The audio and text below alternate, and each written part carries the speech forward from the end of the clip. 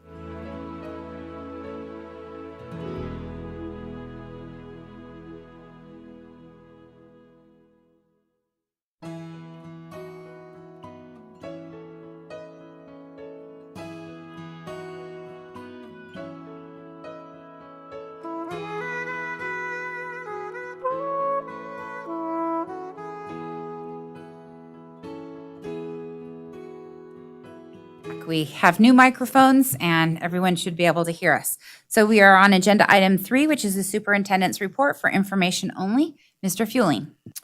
Thank you, President Crossman. I just wanted to let the board know, if they weren't aware, that Carson High's cross-country team won the academic state championship because they have an average GPA of 3.73 across their team, which is pretty impressive. Was that was the boys? Correct. Yeah, cross-country sorry, team? boys team. Last week, we had a ribbon cutting for the kickoff and connection of what is called FatBeam. FatBeam is going to be our new internet company, and it is really fast. So that's good. And Raymond, our IT guy, said it's faster than the speed of light, which I don't think that's possible. It violates some laws of physics, but it's still really impressive. So we're excited about that, and that will future-proof us probably for the next 2 decades in terms of our internet connectivity and speeds. So I'm excited about that one. And lastly, Friday is a holiday. There will be no school. That's all I have. Nevada Day. Oh, wrong. I turned on the non-working mic. Move that away. It's Nevada Day, so don't forget Nevada Day. Not the real one, but still the one we celebrate. We will go ahead and move on to agenda item 4, which is board reports and board member comments for information only. Let's go first with a report from Carson High School, Paulina Perez Roque.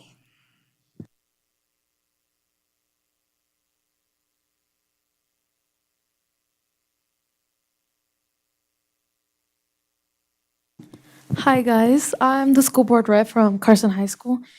I just wanted to start with Rivalry Week from that went through October 16th through October 20th. It went very well. All the decorations were amazing. The Stuco really put it together and were able to execute it very well. As well as, and then to continue, also the Spirit Bus was really well going to the game as well. And the football playoffs is gonna be held Thursday. And we're hoping to continue school participation with other sports, including basketball, with the same idea of rivalry throughout every sport as well. And Stuco is also gonna be producing a senior prom in the Kids Museum, which is decades themed for seniors. And games that are gonna be happening, or that happened October 16th, the girls golf, October 17th, girls golf and X country and volleyball at Reed, and then girls soccer at Douglas. And then October 18th, boys soccer versus DeMonte. And October 19th was freshman JV football at Douglas and also volleyball at Galena. And October 20th was football at Douglas. As well as the girls soccer team senior night is going to be held tonight at 6:45, and the boys soccer team's senior night is going to be held tomorrow at the same time. And finally, volleyball has a senior night tonight too. And starting with the clubs, Blue Crew is doing abograms for Halloween spirit. The Latino group is going to do mini ofrendas. The cheer and band and JROTC are participating in the Nevada's Day Parade this weekend as well. And on Saturday for marching band, they're also going to be playing with Reed High at the mall, IIRC after the parade. And band, speech, and debate and Blue Crew also won $2,000 through the Dolan Grant. And the jazz band is playing in Senator Square on Thursday. And marching band is going to be playing for Thursday's game. And Friday, they have a Spanish Springs competition. And also, concert assembles on Sunday. We'll be taking a trip to UNR for the all-state master class with the professors. And finally, the ROTC is going to Kentucky for national competition and a fundraiser underway. So yeah, that is all we're doing. Thank you. Thank you for that report. Sounds like there's lots of good things happening at Carson High. For Pioneer Academy activities, Sadie Fullerton.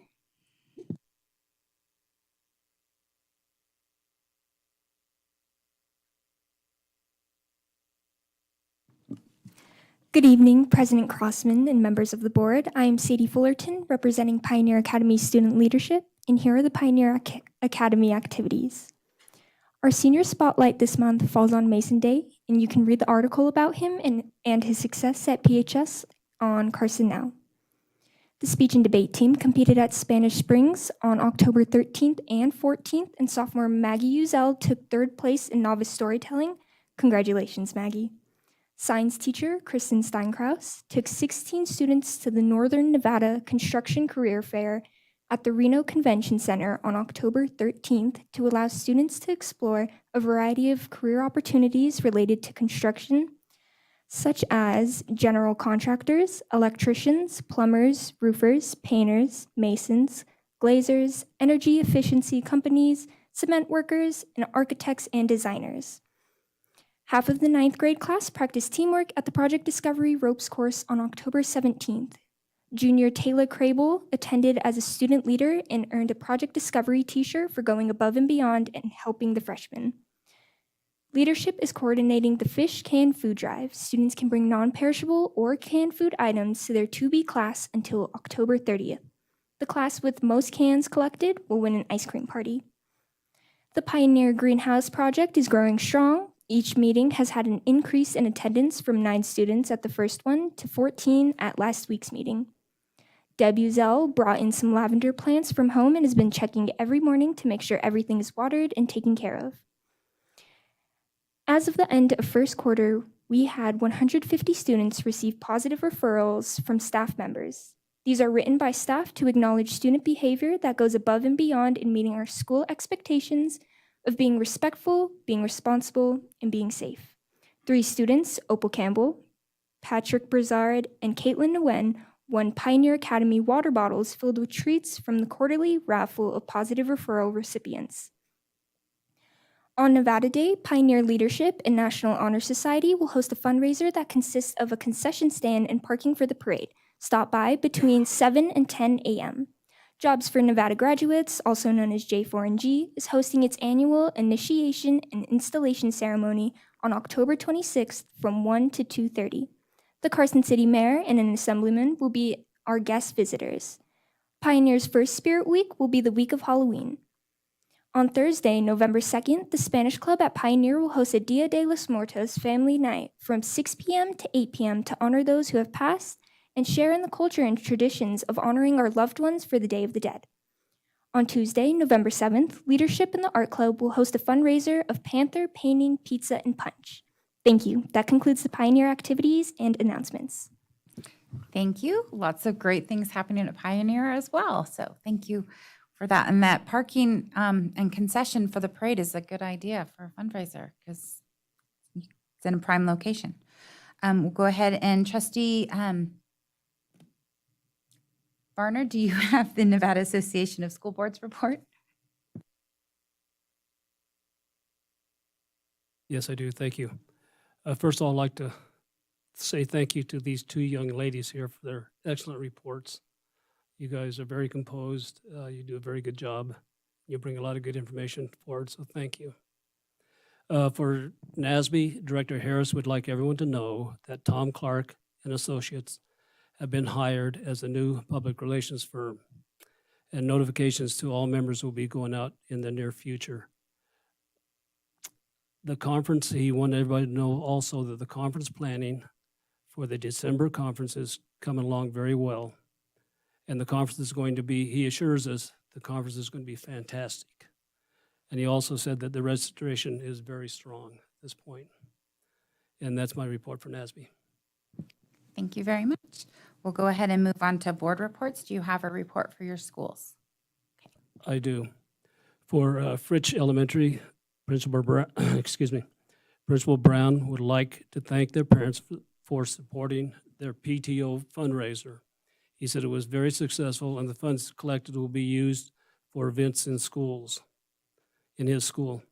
They are also having a math carnival night on Tuesday, November 7th from 5:30 to 7 p.m. He also wants to thank the parents for being partners in their children's education and attending their parent-teacher conferences. He also wished everybody a happy Nevada Day. And that's my report for Fritch, but I do have one for Board Rick Bray also. Principal Raquetta said that they had a wonderful turnout last Friday for their Dads and Donuts event. She wanted to give a special thank you to the PTO organization and sponsors for sponsoring this wonderful event. Parent-teacher conferences continue this week, and their goal is to meet with 100% of the parents. She wanted to remind everybody there's no school Friday. They will be celebrating Halloween on Tuesday of this next week, and students may wear costumes, but she wants no face paint, masks, or toys, and they're not allowed, or toy guns, toy weapons. They will celebrate Math Week, November 6th through 9th, and check out Parent Square for more information. And I have one additional notification here. The district is sponsoring a Love and Logic Parenting Workshop series beginning on Tuesday in the evenings from November 17th, on Tuesday evenings from November 7th to December 19th. There will be no class on November 21st due to the holiday. It is from 5:30 to 7:30 p.m. and childcare is being provided. The classes will be held at the District Professional Development Center at 604 West Mustard Street.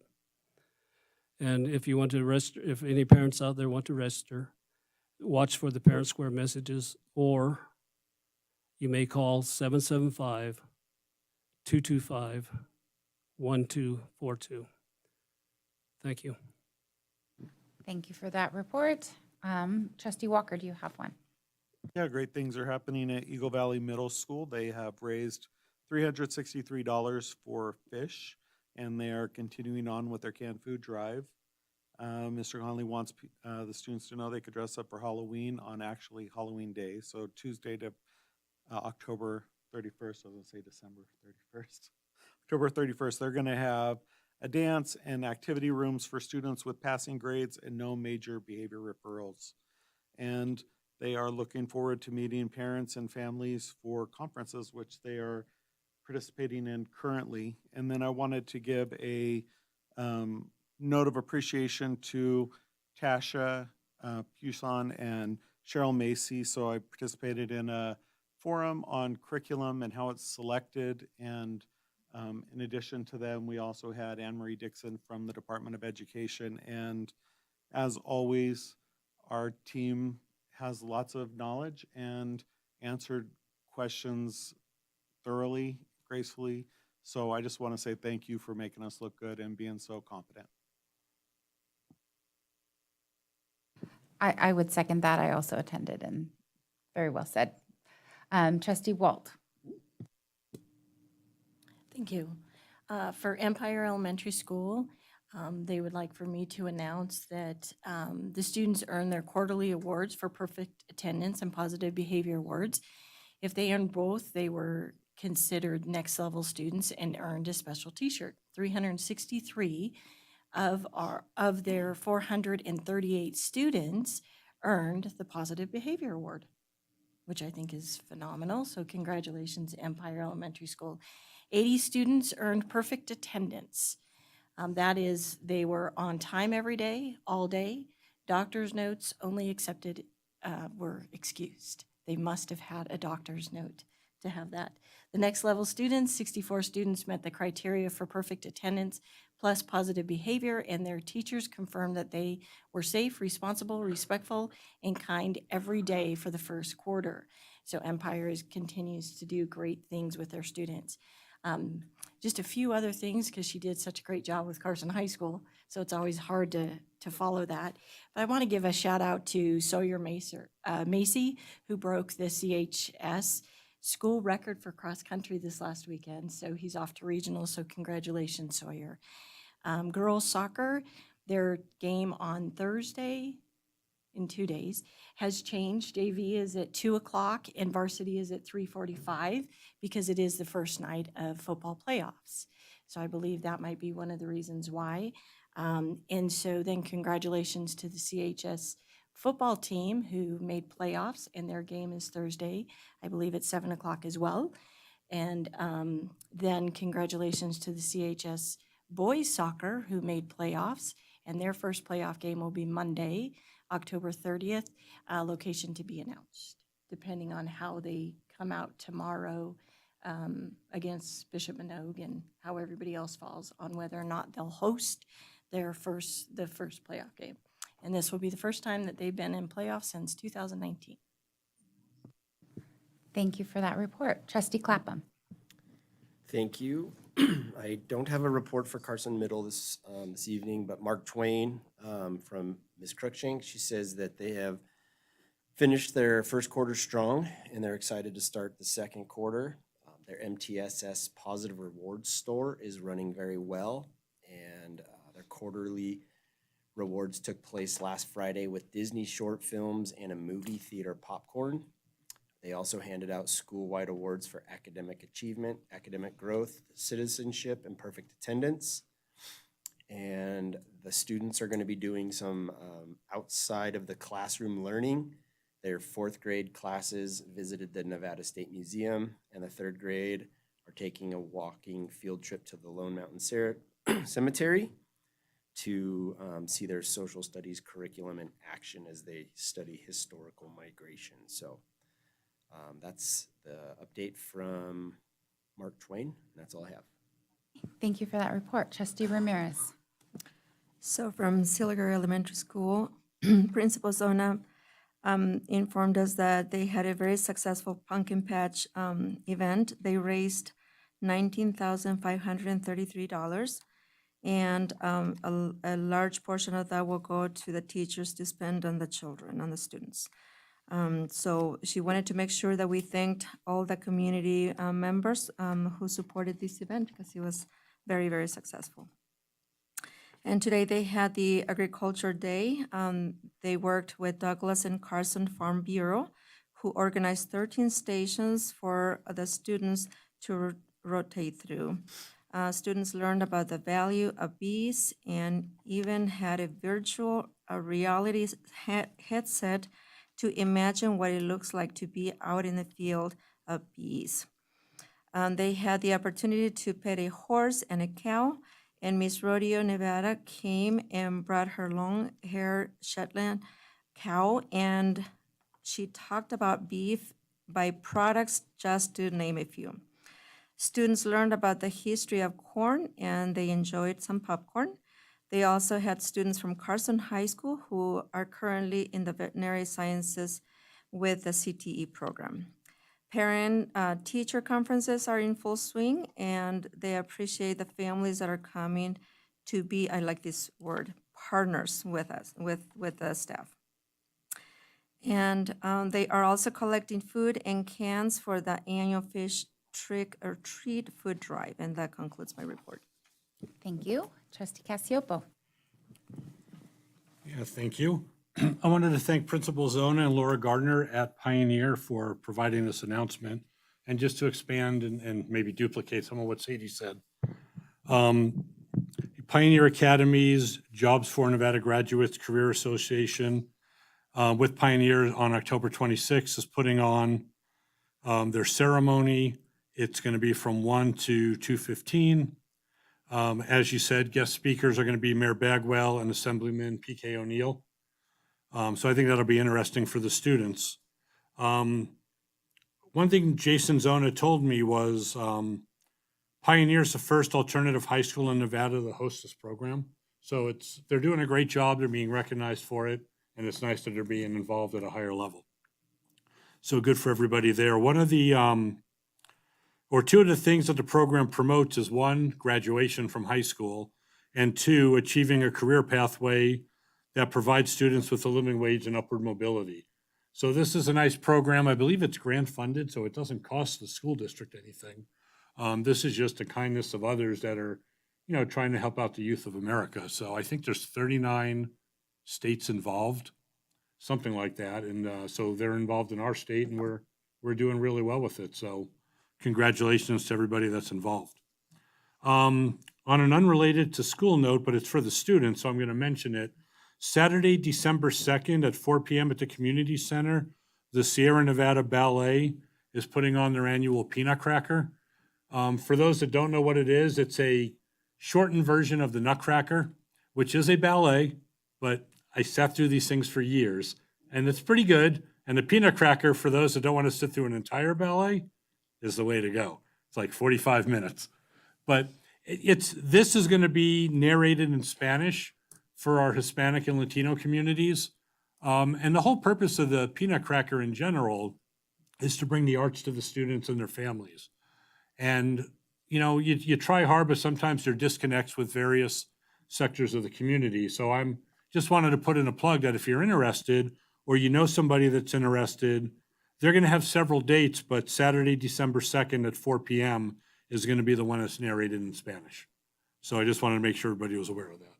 That concludes my report. Okay, thank you for that report. I've seen the Peanut Cracker several times with my kindergartner Peanuts. So for my report, oh, go ahead. more thing. Yep, go right ahead. Sorry about that. Back to the Jobs for Nevada Graduates program. Just a little summary for Pioneer. A lot of times when we do reports, the numbers don't fare well for Nevada in general, despite some of the hard work and great people we have, but this does. And I thought this was interesting. So the number of participants, the graduation rate from the program for year 20 and 21 was 100%. The national average is 75%.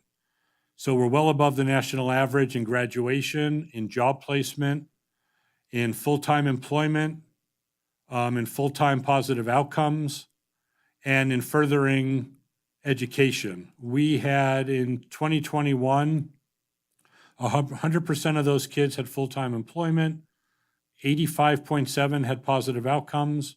I don't honestly know what that is, but I can guess. But it's positive, which is good. And then they pursued further education, 42.8%. The national average is only 30%. So they're excelling in all these areas. So it's been a great program, and our students are really achieving at a, at a good pace. So sorry to interrupt, but I forgot to mention that. Okay, so my report for Fremont Elementary from Dr. Ward is that the book fair will be next week. So they have, okay, that's what I'm hearing. No? Okay. I'm gonna switch this one for now. Okay, how's that one? Okay, so Fremont's Book Fair is next week, and also on November 7th at 5:30, they are going to have a math night. And this week, they're looking forward to having 100% of their parents attending their parent conferences. Also, I'd just like to report Carson Middle School. The middle schools are doing parent conferences, and I attended one today, and it was refreshing to have that opportunity to get an update on my middle schooler. So that concludes my report. I'll go ahead and move on now to association, agenda item 5, association reports for discussion only. Do we have any association reports? Okay, I'm seeing heads shaking, so we will move on to agenda item 6, public comment. Do we have any, I don't see anyone that looks like they're here to give public comment. So if you would like to give public comment, wave your hand and then I'll read the whole paragraph. And if not, I would also inform you that Mrs. Cortez has told me that we have received no email public comment. So seeing no interest in public comment, I am going to close public comment and not read the paragraph. I can read it. I just, save a little time. So we'll move on to agenda item 7, which is discussion and possible action to approve the renewal application for CCSD work-based learning to include an update to the program. Candy Robles and Tasha Fuson. This is for possible action.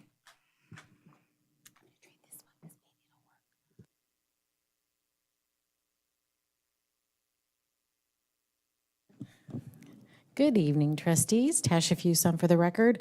As you know, Candy is the mastermind behind everything work-based learning, so I'm just here to accompany her and be her Vanna and answer any questions that you might have. So I'm just going to turn time over to Candy.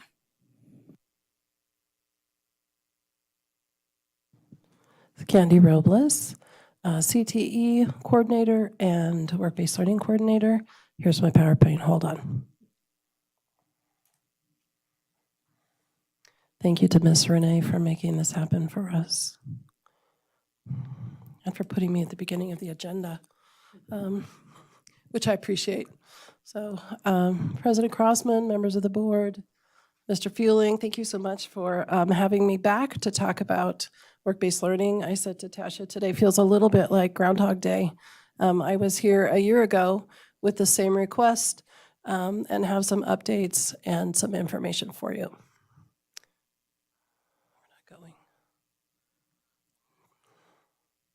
Now we're going.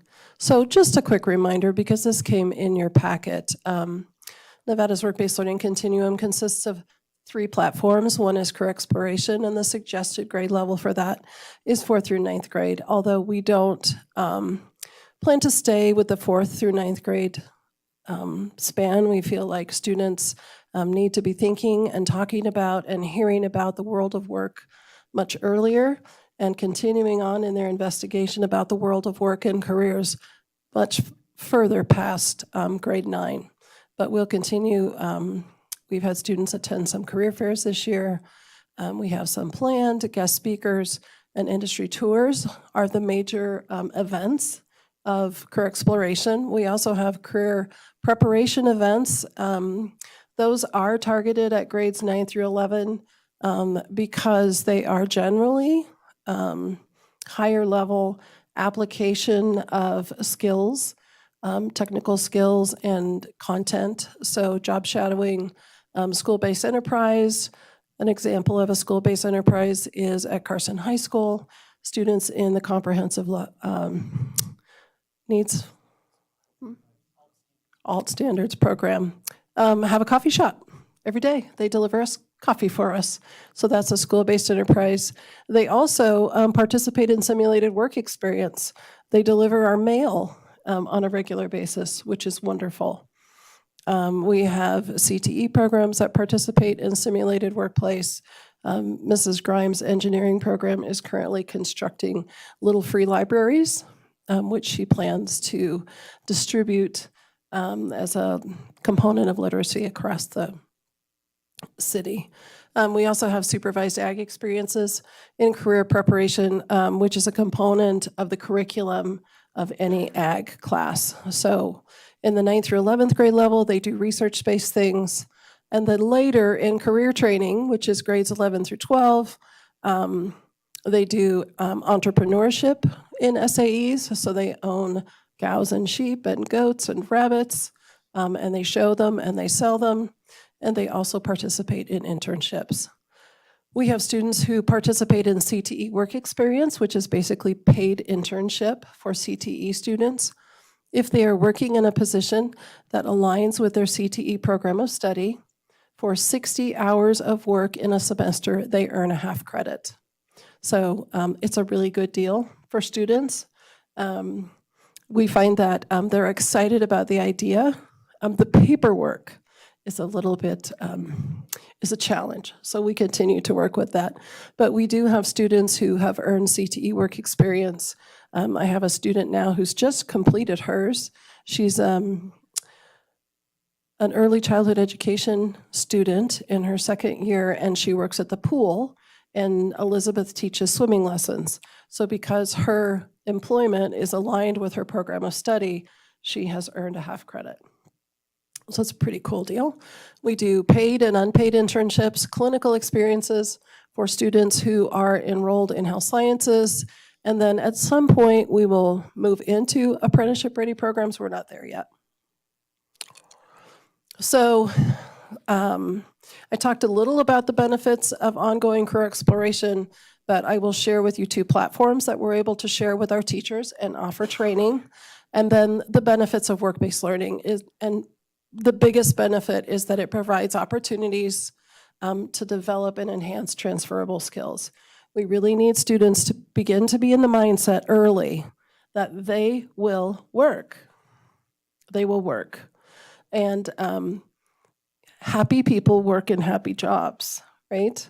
A statistic we heard at NNDA one day with AJ is that there's a huge percentage of people in the state of Nevada who are underemployed. They are not working up to their potential. So part of our job for creating college and career readiness is helping students understand what their potential is, how their interest, skills, and aptitudes align with careers, and then put them on a path so that the Sunday after graduation, they know where they're going, or at least where they're not going. So we report every year to the Nevada Department of Education through the CTE office. We report career readiness participants and experiences, career training, and then we also report the number of industry recognized credentials that are earned by our students. So in CTE, students earn CPR and first aid. In engineering and ag mechanics, they earn OSHA 10. In culinary, they earn food handlers, and sometimes serve safe, although they didn't do it last year. And this year we have an opportunity and funding, grant funding, for our cybersecurity students to earn their CompTIA A+ certification. Our only little hiccup is how do we get them tested one at a time? But we're not there yet. We'll be fine. And I just wanted you to see over time, there has been an increase in the number of students participating in work-based learning. So in 2021, 283 students, and last year, 200 more than that. So part of that is that we are better at identifying what students are doing, and we're getting much better at collecting data about that. So this is what we reported. Things coming up. One is that we have an opportunity for every teacher in the Carson City School District to be trained in Nevada Pathways, which is formerly NEPRIS for Nevada, that was purchased by NDE. Our students in the secondary grades are already Clever rostered, so they can go right to the site, and teachers who are trained can earn recertification credit. We also have a partnership with the Carson City Library, and they use Nevada Career Explorer. Josh Billings and I have an appointment on the 7th to see Mary Woods, and we're going to remind teachers how students can use their library cards to log in and do career exploration and career planning. We also want to create opportunities, more opportunities for our community to engage and participate. I think AJ and everybody's working on, well, who are our community partners? How do we recognize them? And really, how do we provide opportunities for our partners to become involved? I've kind of been the linchpin. Mr. Rodina was the linchpin, so we've been really brainstorming and thinking about how can we provide opportunities for our community to engage with us on an on-demand process. So we'll be training on the left, things we've already talked about. And then Christy Perkins and I were able to write a grant aligned with work-based learning, and we have contracted with a company called Group Trail, which is a database website company, and they are creating a front-facing website for us where members of our community can engage with us.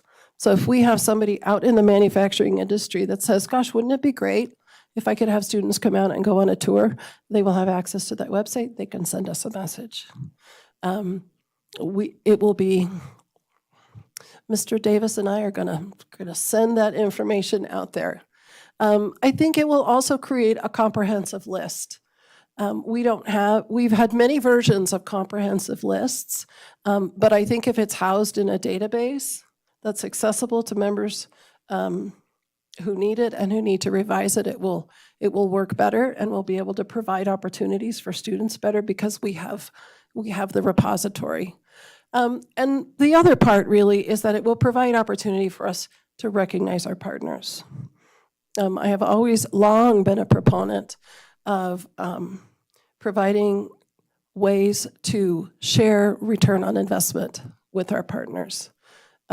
They need to know that they're appreciated, and they need to be able to take those appreciation steps and use them to their best advantage, if it's in their marketing platforms, if it's in their businesses, however they do it.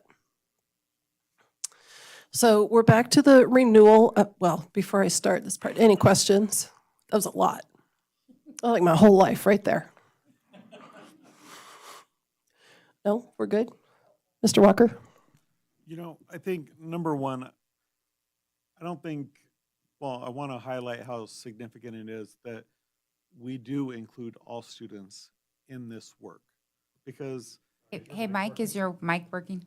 well, it's green. Can you hear me?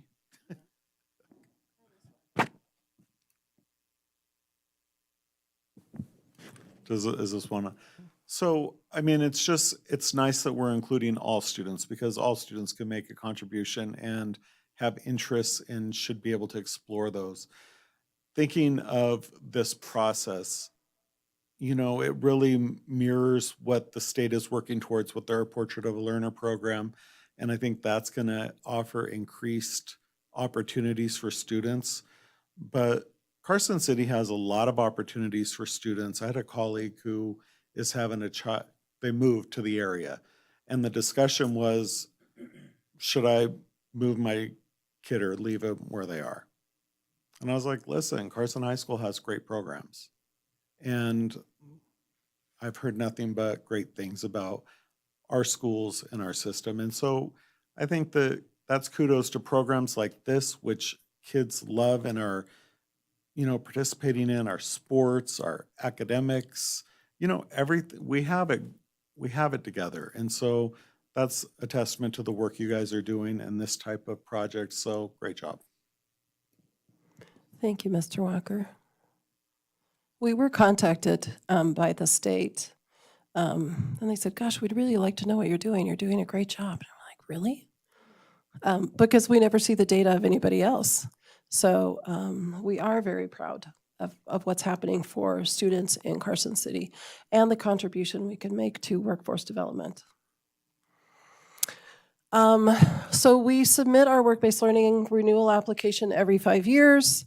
We identify our protocols and practices, and this year we will meet the new NRS requirements.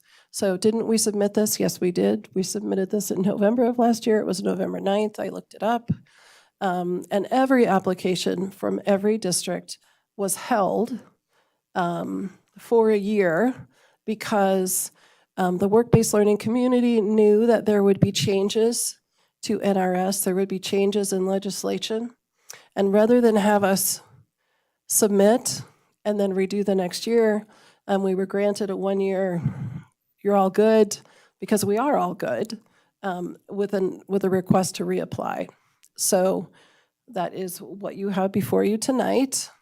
I'm going to just talk briefly about the changes because that's why we had to reapply. The first is that in AB 65, it requires all districts to submit an approved application to the superintendent of public instruction.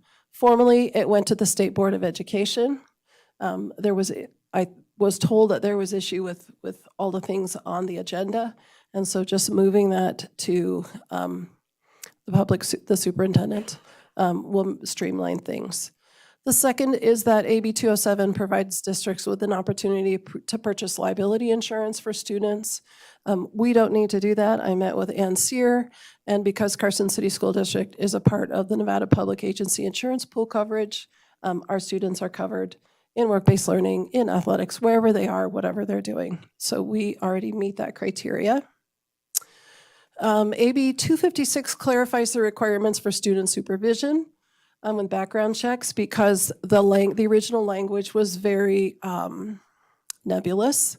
And so the new legislation states that the direct supervisor of any student participating in 15 hours or more of work-based learning must have a background check. So I'm working with Ann Sear and Robert Simpson, and we will use the Raptor volunteer application system, and it already meets the requirements. So we're streamlined there. Ann Sear has a grant that she can use to pay for the applications. It's $25. And when we run out of money there, we'll find more money. We can always find money. The other component of AB 256, it requires students who are participating in 30 hours of work-based learning. So that would be CTE work experience, an internship. That would be something pretty long in duration, that they take training. One component of training is identifying and reporting harassment in the workplace, developing and maintaining healthy relationships, and then identifying the signs of certain predatory behaviors. So in working with Ann, we noted that there are actually 3 trainings that our students can take in Pool Pact. So instead of our teachers using Pool Pact, our students will use Pool Pact, and they will take these 3 courses. The Nevada Anti-Harassment Training for Employees takes 20 minutes. Boundary Invasion takes 39 minutes, and Communication Styles and Skills takes 11 minutes. So this is something that their teachers can use as a grade because it's an employability skill, and then we will meet the requirements. So those are the components, and the rest of the application you've had a chance to review. Are there any questions or comments? Trustee Varner? I hit the wrong button again, I'm sorry. Can you hear? It's on. I was just curious, how many community partners do we have now? Trustee Varner, that's a really good question. I met with the principals at the principals meeting last week on Thursday, and we are currently in the collection process. We have many, many lists, and we don't have a comprehensive list. So I know at Carson High School I have 25. I don't know who everybody else has. And when we do the data collection on a Google spreadsheet, we'll be able to classify our partners as district partners, school partners, financial partners, curriculum partners. So we will not only have a comprehensive list, but we'll be able to tell what people are doing in support of our students. So the principals were asked to provide a person appointed by them. So I will be working with those people in the next 2 weeks to create the master list, and then I'll be able to answer your question. Great, and I understand the way I take it is you're still looking for more community partners, is that correct? You know, it's so interesting. The more press we receive with Dan Davis's help and the great social media outreach that's a part of our district, the more people come to us. And so I think that we will have so many community partners, so many people that want to work with our students and our staff members, that we will really create some amazing opportunities for students. So if someone's out there listening, they can contact you if they're interested in You can becoming a contact community me. partner. Yes. Thank you. And great job, by the way. Thank you. Do we have any other questions or comments? I do have a comment. I just want to say thank you for start introducing these to fourth graders. I can't believe it that you're already doing that. And I think it's super amazing because if these kids already have something in mind that they want to consider doing, hopefully during middle school, they will actually use their time for something productive for their future. So I think that's super amazing. And I think that the programs that are offered, and I said it at our previous meetings, but the programs that we are offering through CTE, and we are creating that bridge to have the students continue at WNC, I think it's the way to go. I really, really appreciate that work that you guys are doing on that, so thank you. Thank you so much. I'd just point out too that work-based learning is not, the internships and the career preparation, the career training is not exclusive to current technical education. We had students last year who were members of the Carson City Symphony who were interns, which was really amazing, and we partnered with the symphony. We have a student currently working at DRI and doing an internship with them, and he's currently not a CTE student. So it's a little easier with CTE students, but I think for students in general, the opportunity to do career exploration and career readiness and career preparation really helps them make their instruction, what they're learning, relevant. It's about relevance, right? Why am I taking math? Why do I have to know about a parabola? Well, because you might want to build a roller coaster one day, you know? And so if we could make those work connections, those employment connections with our curriculum across the board, we will help lift the system, and students will truly have a vision of what college and career ready looks like. Yeah, I think it's working. Thank you. I think this is really important. And I think in my day job, I do a lot of hiring, or at least trying to hire. And it's tough out there right now. There are more, really, in many cases, there's more jobs than candidates. And so creating that connection for these students so that they not only can make their education meaningful, but then that transition into the workforce, I think is really difficult for some people. And so bridging that gap is going to be important, and giving them a reason to want to work and whatnot. I think that's important, not only for our students, but throughout the nation. So I think this is really a valuable program, and I thank you for everything you're doing with it.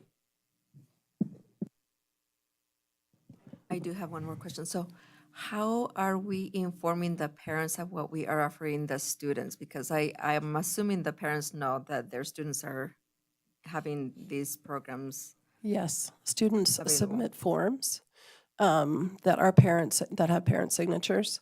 I met with several parents last year who had questions. We had students who were vet science advanced study students who were placed at the Nevada Humane Society.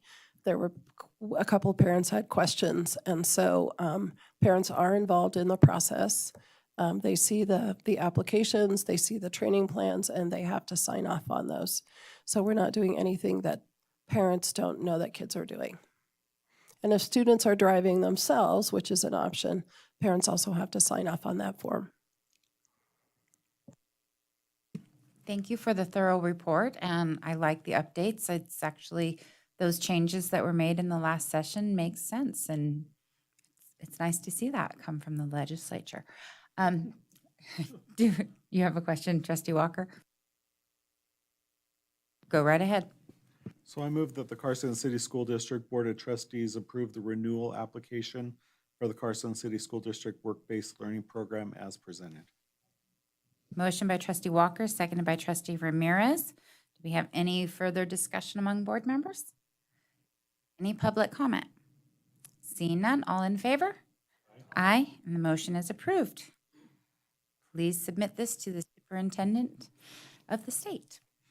I will submit, and I will see you in 5 years with another application. Great. Maybe. All Thank you all. I appreciate your support, and so do our students. Thank you. We'll move on to agenda item 8, which is discussion and possible action to approve proposed changes to CCSD policy 543, safe and respectful learning environment free from bullying or cyberbullying. Second reading for possible action. Tasha Fuson. Thank you, President Crossman. So this is, as President Crossman stated, our second reading. Last time we met, I talked about the changes to Nevada Administrative Code that prompted adding discrimination based on race to our current policy. The only recommended change last meeting was that I put a footnote in defining discrimination based on race, because it literally refers to race, color, culture, religion, language, ethnicity, or national origin. So we wanted to make sure that that was noted, so I've added that footnote. And if that is the only requested changes beyond that, then I am requesting your adoption of this new policy or There- revised policy. Okay, if there's no questions, we can entertain a motion. I'll make a motion. Got it? I move that the Carson City School District Board of Trustees approve October 24, 2023 as the revised date for policy 543, safe and respectful learning environment free from bullying or cyberbullying. Second. Second. Motion by trustee Walker, second by trustee Cassiopo, and I'll just note that I saw 3 trustees holding it, ready to make the motion. So do we have any further discussion among the trustees? Do we have any public comment? Seeing none, all in favor?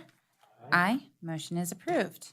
We will move on to agenda item 9, which is discussion on proposed changes to CCSD policy 514, promotion and retention. This is a first reading for discussion only. Tasha Fuson. Thank you, Tasha Fuson, for the record. So the reason that I'm bringing policy and regulation 514 to your attention is that we did have a public comment last year, I think it was towards the end of last year, about middle school promotion ceremonies. So that prompted me to pull the regulation and the policy and dive into, are there updates to state law? Is it current, and is it currently reflecting our practices? Based on that, I went ahead and met with our 2 middle school principals as well to try to get their feedback and ask them if it was still basically representing what's going on within their schools. And so we'll talk about that more in depth in the regulation review. But what we did notice is that there was a lot of redundancies between the policy and regulation.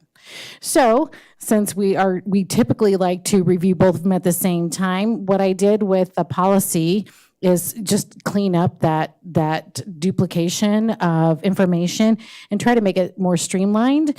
That goes in that's kind of how we do the rest of our policies, which is more a policy statement from the board saying this is what we believe, this is what we think it's important, what is important. So I just want you to know that there's no information lost between the policy and the regulation, right? If there's information that was removed from this policy, it's because it's literally discussed in the regulation and typically more in depth. So I don't want you to be concerned that there's any content that's being missed by these removals. So you can see basically what was struck. I did strike the academic plan, peer mentoring, peer pupil-led conferences, small learning communities subtitle underneath promotion and retention. This policy itself didn't get into all of those sub-pieces, so it didn't feel like it was necessary for it to be there. We obviously updated language to add the board. And then the requirements for, the current state requirements for promotion, I removed those specifically because we, again, like I said, go in depth in the regulation. So that's really, again, what you're seeing is just that kind of streamlined to make it a little bit clearer. So I'm happy to entertain any questions. You know, one thing I would, since this is a policy statement, I think the retention should be rare. You know what I mean? Like, certainly all of this is true, but, you know, our job is to remediate these kids and to give them what they need, but it's not good for kids to be retained. I think there's a lot of research that shows that it's pretty detrimental to most children who are retained, and so I would love something in there when we're talking about that it should be something that's rare that happens with students in specific cases that the parents and the school deal with together or agree on.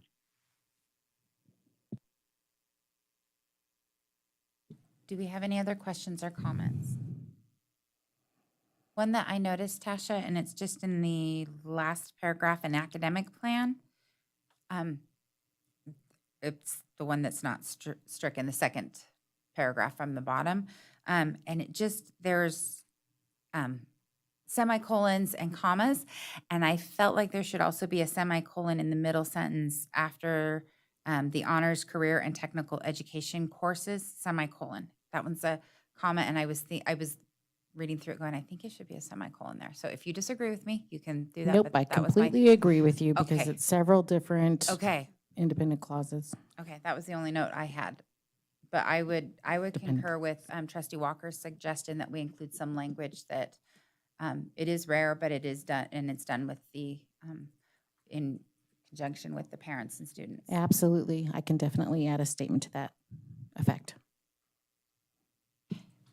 If there are no other questions or comments, we can move on to agenda item 10, which is discussion and proposed changes to CCSD Regulation 514, promotion and retention for discussion only. Thank you, President Crossman. Tasha Fuson for the record again. So in this regulation, as I said, I didn't really add too much. I'm going to point out there was one tidbit that was added at the request of the principals.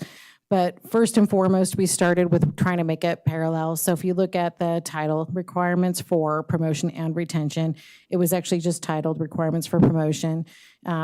Suggestion from legal counsel was that we make them parallel. So our policy is titled promotion and retention. Our regulation should be titled promotion and retention. So that was the only reason behind that.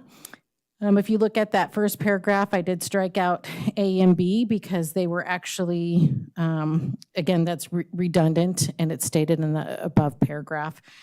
Peer mentoring, I added a statement on there that we wanted to add that peer mentoring could be offered at middle schools to help transition elementary students into middle school. Our previous regulation just talked about transitioning from middle school into high school. So we thought it was important to open up that opportunity and encourage schools to help with the transition and peer mentoring from elementary to middle. So that's why that was changed. Again, in the middle, under program goals, I just added a statement to that effect, increase the ability of sixth grade students to successfully transition to middle school. Underneath that, we spelled out NIAA as our typical fashion. That's the Nevada Interscholastic Activities Association. So it was just filled out or spelled out. And then on that last one, we just struck ninth grade and put the students they support because now we're talking about sixth graders moving into seventh graders and eighth graders moving into ninth graders. On page 2, those 2 bullet points at the top were just exactly the same. I don't know how that got passed last time, but there one repeats. So I just struck the one that was repeating or repeated. Middle of that, we changed the annually middle schools and high schools just to secondary schools. Not for any other reason other than I felt it read a little clearer. Again, under promotion, you can see we spelled out Nevada Revised Statutes the first time. We had NRS. That really wasn't a change down at the bottom. Now, this is where the conversation really became between me and the middle school principals, because here's where they did want to add, if you look at the top of the next page, D. So in order for a student to participate in a promotion ceremony, our previous regulation stated that the student has to have the credit sufficient to promote to high school. That makes sense. You're not going to be in a promotion ceremony if you don't have enough credits to be promoted. That you must meet attendance requirements, right? So state law has 90% attendance requirement for enrollment, and that you have to pay all your dues and fines to the district. And I want anyone who's listening to know that if we do have hardships, we have funds to support our families if there's hardships in paying those dues and fines.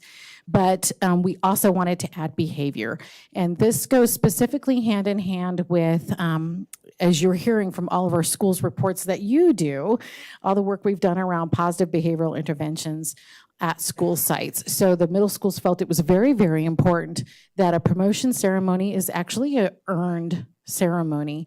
And you should not be part of the promotion ceremony, for instance, if you've been long-term suspended or expelled, for instance, right? That is, you should have meet the attendance policy. You should meet all of your credits, and you should have behavior that is in line with what is expected at the school. So they asked for that to be added. Could we maybe clarify in there that the child will promote without participating in the promotion ceremony, so that families aren't thinking that their child is just retained or something? You know what I mean? Like, you still might go into the high school, but not participate in the ceremony. Absolutely. I can make that clear. And then I'm just wondering, the promotion activities, because it seems like Section E deals with 8th grade promotion, but we also have 6th grade promotion, and if this applies to both, maybe word that, or 5th grade, yeah, sorry. Word it so that it applies to both, and I don't know, would this also cover high school graduation, because they also have to have fines paid, or is that in High a school separate graduation regulation? has a separate policy and regulation, and we will be reviewing that probably not next month, maybe the month after that. But yes, I can add promotion from 5th into 6th grade in there. And I can put a statement about the student will be promoted, just not permitted to participate in the promotion ceremony. Yeah, I want to make it clear, because at the end of the year, we always get sometimes we get an upset parent or something, and when they look at the policy, I would like it to be clear so that there's no vagueness. Absolutely. That makes sense to me. So that's the promotion ceremonies. I didn't make any changes to retention or academic probation because, again, really most of our middle schoolers will promote to high school as long as they at least have earned most of their credits. So we send all of any eighth grader who's not met the credit requirements in our district to promote, we put in summer school. Our students who are severely credit deficient, we put over at Pioneer Academy for their Avid Summer Institute, which that Avid Summer piece really focuses on building students' core skills in mathematics and in reading and in social emotional learning around executive functioning, like how do you do school well? And as long as the students participate and show up every day, then we actually promote them on academic probation. So it truly is difficult to be retained in the Carson City School District in 8th grade. You have to really not engage with the school. So I want to make that known because we make every effort to, again, fill in those gaps. We have summer school every year for 7th graders going into 8th grade if they haven't made their credits, and then again at the end of that 8th grade year going into 9th grade year.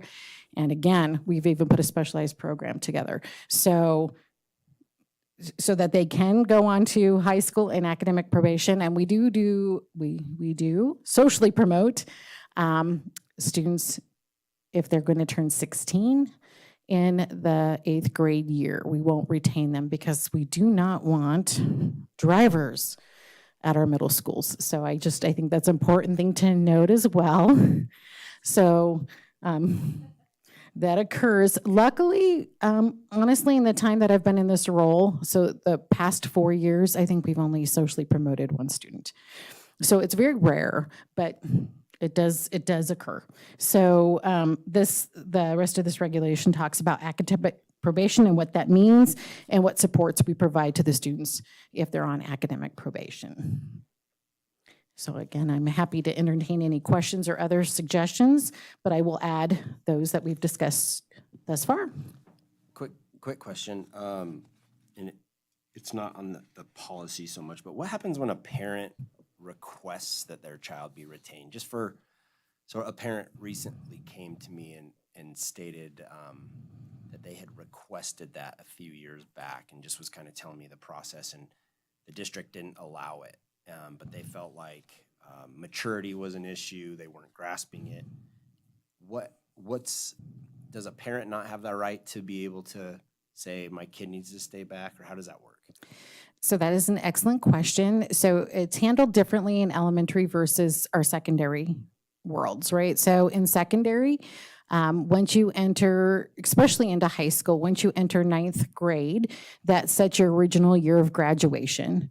And although you can stay in high school for more than 4 years, you're still counted for the school as a non-graduate if you don't finish in 4 years. So that's one point. So, but we do allow fifth year seniors sometimes in high school, especially maybe a second language student who is new to country, needs a little bit of extra time to learn the language.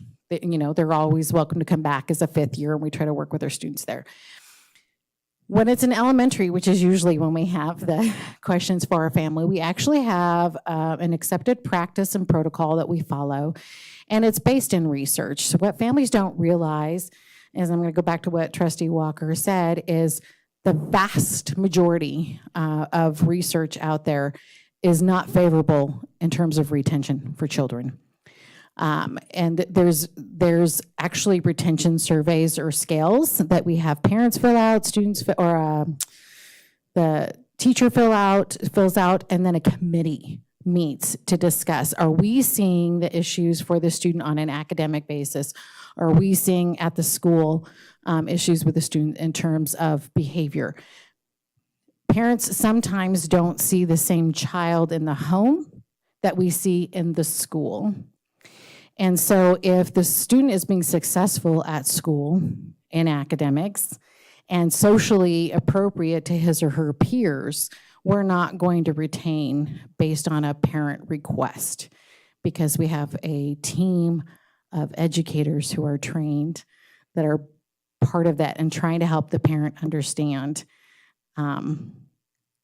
where the student is in relationship to his or her peers, if that makes sense.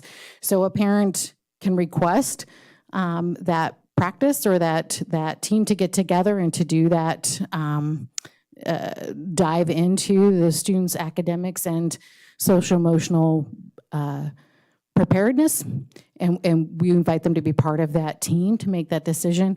But ultimately, the principal by state law is the determining factor whether or not the student is retained. Do we have any other questions on this regulation? Thank you very much for a great explanation.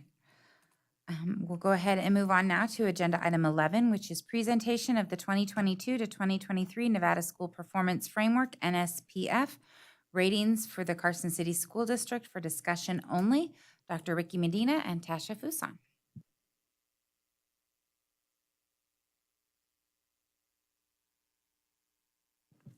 Oh, good evening again, and thank you for having me. Pull up my presentation real quick. So Tasha basically said, provide them with like a 6-month presentation, but do it in only 3 hours. So that's what I'm going to attempt to do now. Yeah. So I'm going to start off, I'm going to go over some kind of key vocabulary that's important to understand kind of how the scores on the star rating are generated, because it's not a simple process. I think when I think back to No Child Left Behind, there used to be like only 40 data points altogether for the whole kind of academic accountability plan. And that kind of bothered some people because people thought that was too much. You had proficiency across the 10 subpopulations, you had ELA across the 10 subpopulations, and then you had participation. When we did like accountability 2.0, people wanted to add a bunch of other things to the model. So people didn't think that proficiency was the only thing that captured what schools were doing. So we added things like growth, we added things like attendance. And so now there's actually posted online, and it's the last link in my presentation. There's like an 80-page document that kind of lays out how all the calculations are made. And this particular packet was really written for like accountability district folks to be able to understand. They tried to do a shorter document, and it ended up being like 150 pages, and people still didn't understand what it was. So they kind of got rid of that and went back to this. So in order to understand the star rating system, the first kind of key vocabulary word that you're going to need to understand is what's called proficiency or achievement. Now, every test that's written has a scale. So if you think about the Nevada written driver's test, that has a scale from 0 to 100%. Those are all the possible scores that you could get on that test. And at some point in time, a group of people got together. I don't know if it was the legislature or people at the DMV, and they decided that 80% was the score required to pass the Nevada written driving test. And so when we calculate proficiency rate, it's the percent of kids that are above whatever the score is for the test. And I'll come back to the percentile on the next page. Actually, I'm going to skip ahead for a minute. So these are scores for a fictional fourth grader. And for now, we're just going to look at this first column over here that says the smarter scale score.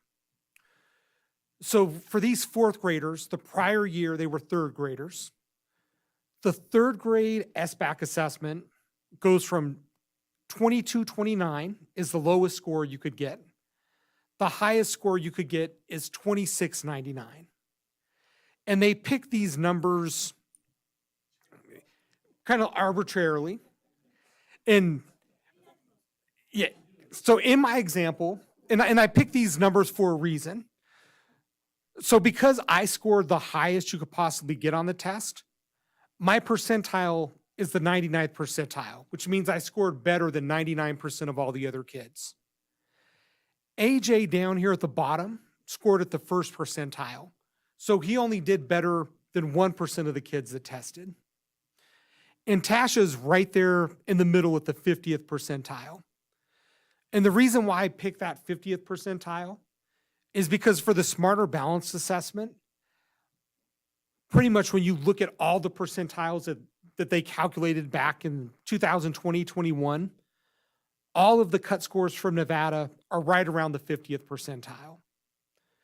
But the way that they got those scores was they got a group of teachers together from across the Smarter Balanced Consortium, so all the states that were giving the Smarter Balanced Assessment.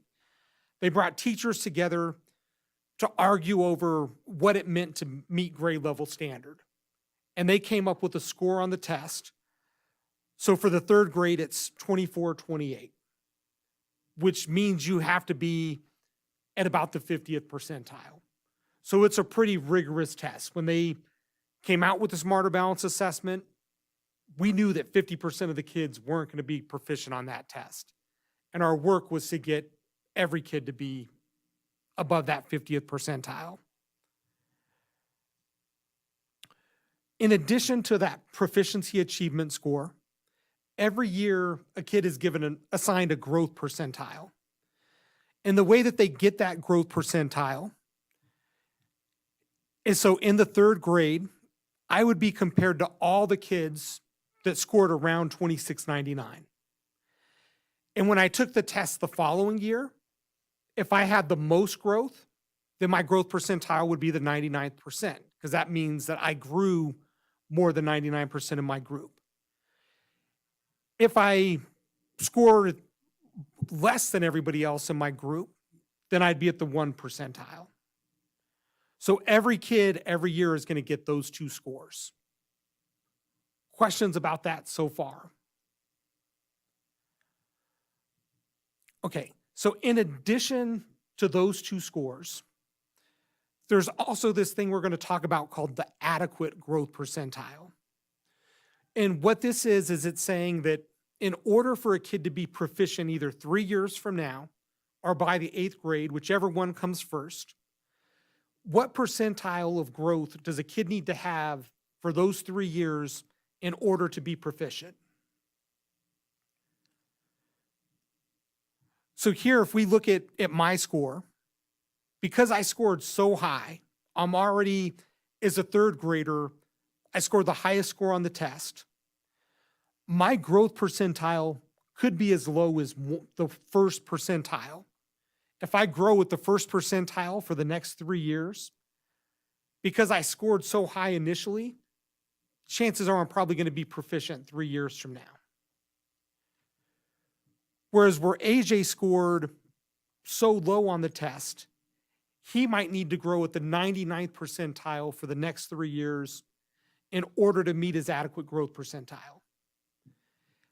Tasha, because she scored right in the middle, she just needs to make an average year's worth of growth each year for the next 3 years in order to kind of maintain her proficiency.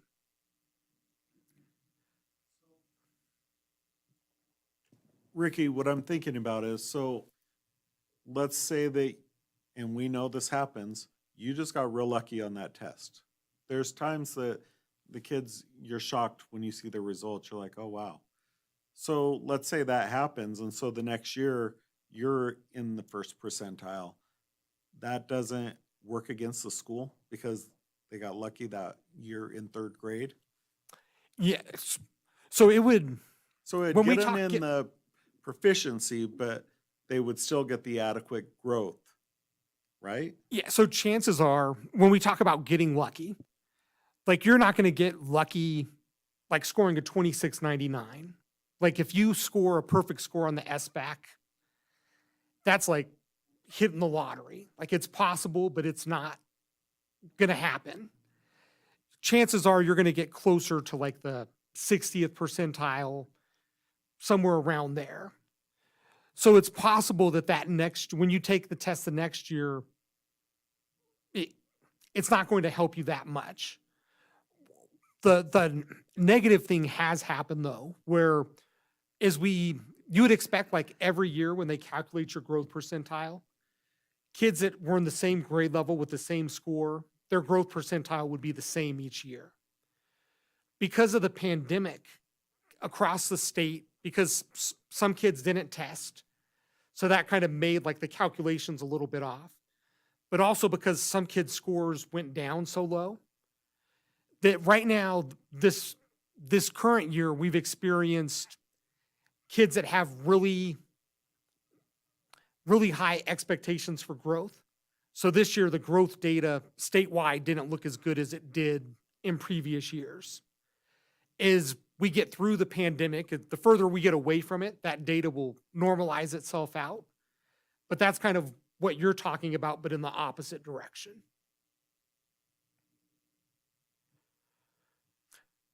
So the reason why I defined those three things is because when we talk about the star rating system, there's 3 different types of growth that are built into it.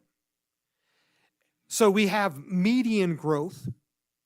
And so basically what that is remember I said every kid gets a growth percentile. They line your every kid up in your school from the lowest growth percentile to the highest growth percentile. Whichever one is the median or in the middle, that's the growth percentile for your school. So if you were the perfect average school, your median growth percentile would be 50. If it's higher than 50, you're doing better than kind of average. And if it's below, you're doing below average. There's also going to be a percent meeting adequate growth. So that percent meeting adequate growth is looking at this growth target. So remember, my growth target was the first percentile. In the current year, I scored the 80th percentile. The school would get points for me meeting my adequate growth percentile. Tasha, she only grew at the 45th percentile. So the school's not going to get credit for her. And AJ, even though going from the first percentile to the 20th percentile, that might be sort of somewhat good, that's not going to be enough for him to meet his adequate growth percentile. And when I get to the star rating sheets, one of the things that happened when we split out the data, because people didn't like No Child Left Behind because it just used proficiency, we came up with all these other separate scores for growth, and a lot of them are closely related. And you're going to see that some of the scores are actually like duplicates in the system more than once, but they're called a different name. So the third type of growth that's in there is closing opportunity gaps. And this is the same exact thing as percent of meeting adequate growth. The only difference is we're only looking at kids that weren't proficient the year before. So this is kind of giving more weight to schools focusing on the kids that weren't proficient in the year before, get them to grow so that they're meeting proficiency. Before we move on, I have a quick question. All right. I guess I'm a little bit confused. Is the growth percentage all based on the SBAC scores? Yeah, so if there aren't any other questions, we'll jump into, Because I got a little follow-up, because I know some students who are straight-A students, but their SBAC score was lower than what you would anticipate. And if they're getting straight A's, then what growth are you looking for? Is it just based on the next SBAC score? yeah, so it's based off the SBAC score as well as the 5th, 8th, and 10th grade science scores. And then for high school, the ACT. Sorry, too many microphones. I think, Richard, this is one of the reasons that I always advocate for a more well-rounded approach to look at student achievement, because there's performance in the classroom. These are standardized tests with very complex activities associated with them. You know, sometimes it's like testing kids for drag and drop, and a lot of our kids don't even have mice with their Chromebooks. It's, I mean, at least in my school, I don't know. You know, I'm just saying that there needs to be a way to look at standardized scores. They count, and it's one measure, but it's one measure. And in the current system, that and school attendance are the measures used to rate our schools. And so it's not, it doesn't give a full picture.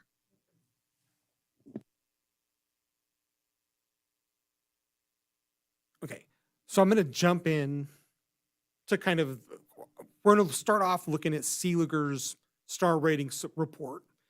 And you have this in your packet. So at the top of the star rating report, it gives you this gauge that tells you how many stars the school is, along with how many index points they earned. And we're going to talk about how they get these index points in a minute. It also gives you kind of historically, in 2021, 2022, we didn't have star ratings because we went through the pandemic. So on the star rating, each one of these graphs that are on this sheet are called an indicator. And so the first one is the academic achievement indicator. And there's a couple of things to be aware of with this particular achievement indicator. Is this one's looking at the SBAC and science scores. And in addition to that, like, there's some parents that choose to, that don't want their child to participate in the state assessments. And what happens is that the feds hold us to a 95% participation requirement for all of our overall school, as well as each of our subpopulations. And if you dip below that 95%, your academic achievement indicator could get dinged in two ways. The first way is if too many of your subpops don't make that 95%, they start to just take points away from this indicator. So you could lose up to 6 points just from kids not participating. 95%, when you're talking like the whole school, like the whole grade level, and say Carson High or one of our middle schools, isn't a big deal. Like most of the times when it's those big groups, everybody meets that participation requirement. But if it's a small group, like an IEP, special ed subpopulation, or if you only have 3 African-American students at your school, it's very easy to drop below that 95% and lose points here. And the state doesn't allow there's no flexibility for opting out of state testing. Their only exception is pretty much if the kid's gonna die if they take the test. Sorry, I have a quick question. Who identifies the indicators? Yeah, so these indicators were identified from, there was a group of folks from the Nevada Department of Ed, along with representatives from all of the various school districts that got together to put together the school accountability system. And there was also feedback from, at that time, the state superintendent had several like groups of like non-educators, business people that kind of also reviewed things and gave like input on what like chronic absenteeism should look like, that type of thing. Did that answer your question, or? Tash, a few some for the record. So then it also then has to be approved by the federal government. So this is part of the Nevada accountability system, but then this goes into an application to the federal government and they have to approve it. So there are guidelines that come down from the federal government to say that all accountability systems in each of the states have to meet certain parameters. And so this was the Nevada plan that was put into place by all those parties that Ricky was talking about, but then because it had to meet specific guidelines by the federal government, if that makes sense. This isn't just something that Nevada came to and said, hey, this sounds like this is how we want to do this. They were given parameters. Then as a state, we had to come together and put together a plan that then went to the federal government to be approved, if that makes sense. Yeah, and there's certain parameters that were like non-negotiable, like the graduation rate, the Fed set like a certain percentage, and that's like, there's no way to get around that one. Some of the indicators like chronic absenteeism is under the student engagement indicator.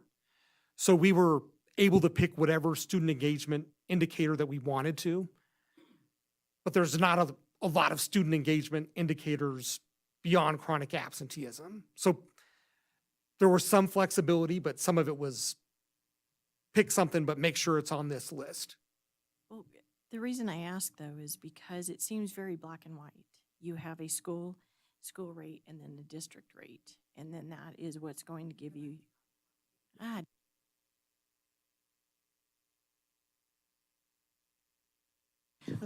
Okay, so the reason I ask is because it seems pretty black and white. You have a school rate and a district rate, and that gets you your measurement. But the question is though, then within that academic, what about the outliers? Like, for example, because up top you have then the student race and ethnicity. How does that play into any of that? Why aren't we looking at economic? Because you can take a look at the schools and you can see, the way that they are throughout, the city. You can kind of see as well the economics of the parents. What about working parents? Do we not consider any of that? No. Okay, so living? remember Okay, sorry. earlier I said it got a lot more complicated when it switched. So when we're looking at these scores, these are like the overall school level measures. And that's kind of what gives you your star rating. In addition to that is all 10 of the some groups, subpopulations that have been traditionally looked at.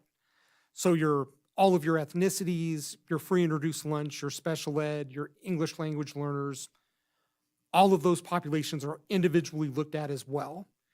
And when we get to my last 3 slides, that's how you get assigned your, up here at the top, Seeliger, it says no designation up here.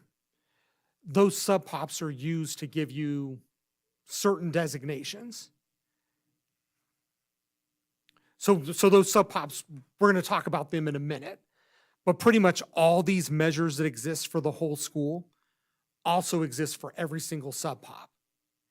In the Carson City School District, the Hispanic and the white subpops are the 2 that are generally big enough for the state to be able to make calculations off of. and then your special ed and ELL. We report data on all the other sub-pops, but oftentimes they're too small at the school level to be used or reported publicly. Okay, so we talked about the proficiency. There's also the read by grade 3 proficiency that's on there. And we do use the MAP assessment for grades K through, it was K through 3, now it's available K through 6 for reading, for read by 3. However, the read by 3 that's reported here, this 34.1% is the third graders counted 2 times in ELA. So the MAP assessment isn't used for this reporting. It's just the third grade assessment gets used twice.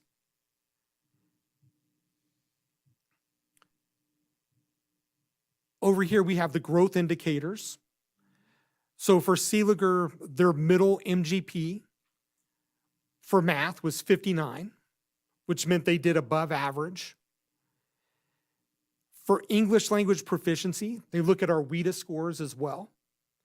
The WIDA scores, they use the same thing as adequate growth that we use for SBAC. We use that same measure for WIDA, using the WIDA results. The only difference is kids are given 5 years to exit or be proficient instead of 3. We talked about me closing that opportunity gap. So this is just looking at kids that weren't proficient the previous year.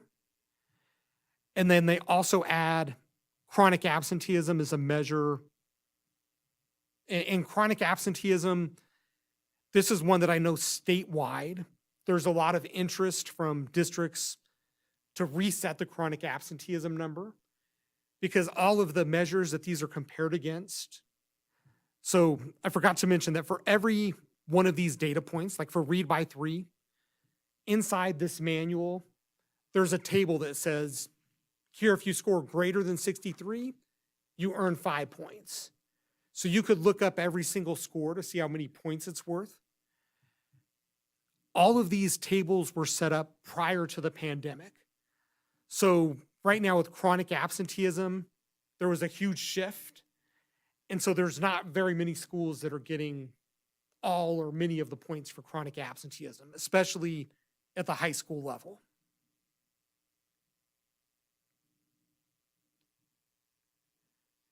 Any questions about elementary, anything else that's on here?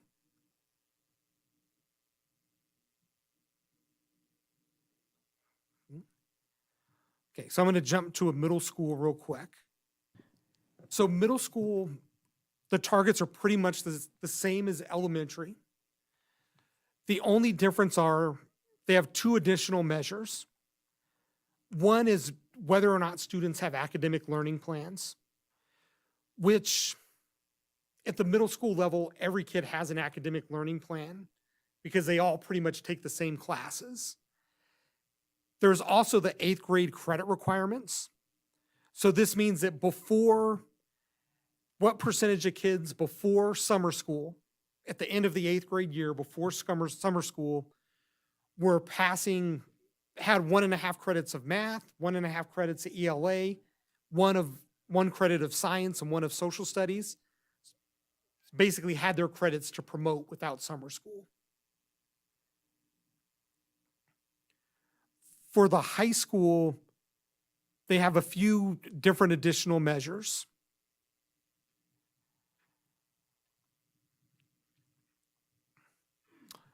So the first big category for them that's different is they have a college and career readiness indicator. So schools get points for, there's kind of 4 ways that you can be considered college and career ready.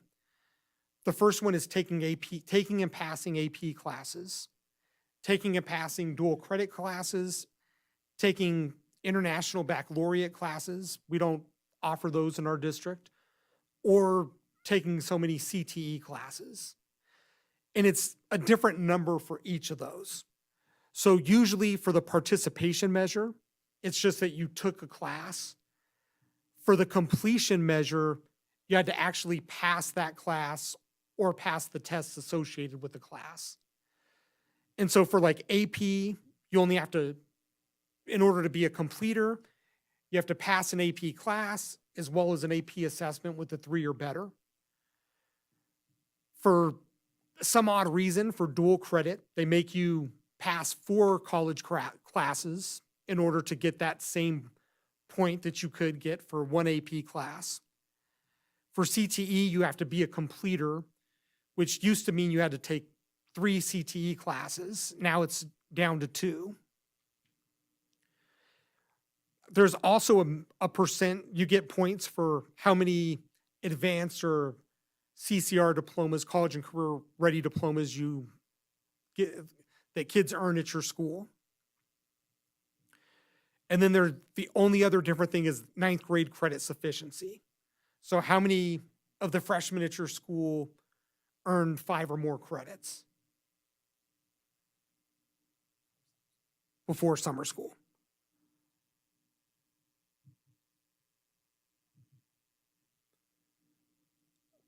Questions about the STAR rating sheets?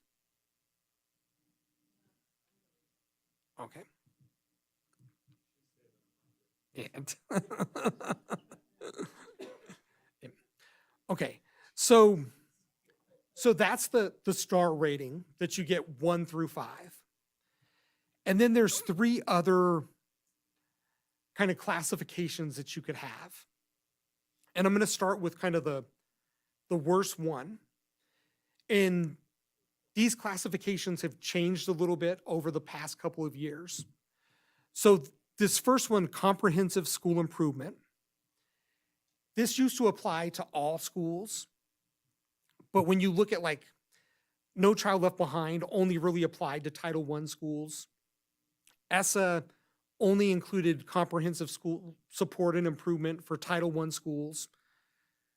So this particular category is made up of Title I schools. And it's the lowest performing Title I schools according to their adjusted NSPF index score.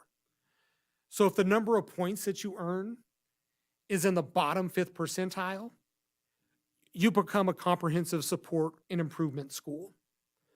Or if you have a graduation rate, a 4-year graduation rate that's less than 67%. And so once you're on that comprehensive school support and improvement list, there's supports that the district needs to provide to you, as well as different things that the state starts to require.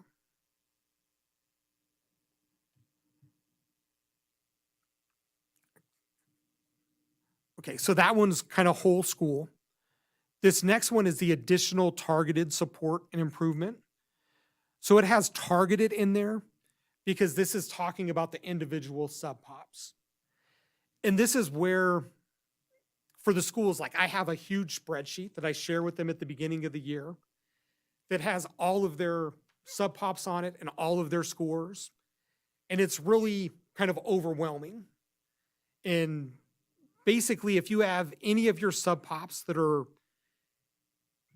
kind of in the bottom 15th or bottom 5th percentile, you end up on the ATSI list. We have both of our middle schools and Carson High School are on the ATSI list. And the reason for that was during the pandemic, that first year of the pandemic when chronic absenteeism was crazy across the board, they had sub-pops that hit that lowest 5th percentile across the state. And the schools that were identified way back in like 2018, 2019, they're still on that ATSI list, even though none of the kids that helped them to get that score are still at their school.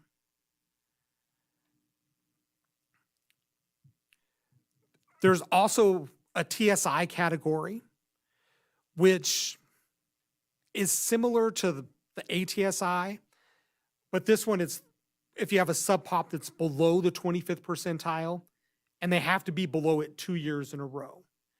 And this one changed when it first came out. It could be any of those sub-pops you had a sub-pop 2 years in a row, you ended up on the list. But that meant that everybody in the state would be on the list within like the next couple of years. So there were some adjustments made there. I put the link to the manual, and like I said, I've covered a ton of stuff. So if I don't get to everything, feel free to shoot me an email, drop by, give me a phone call. Yes, I thought that you had it, so I apologize for that.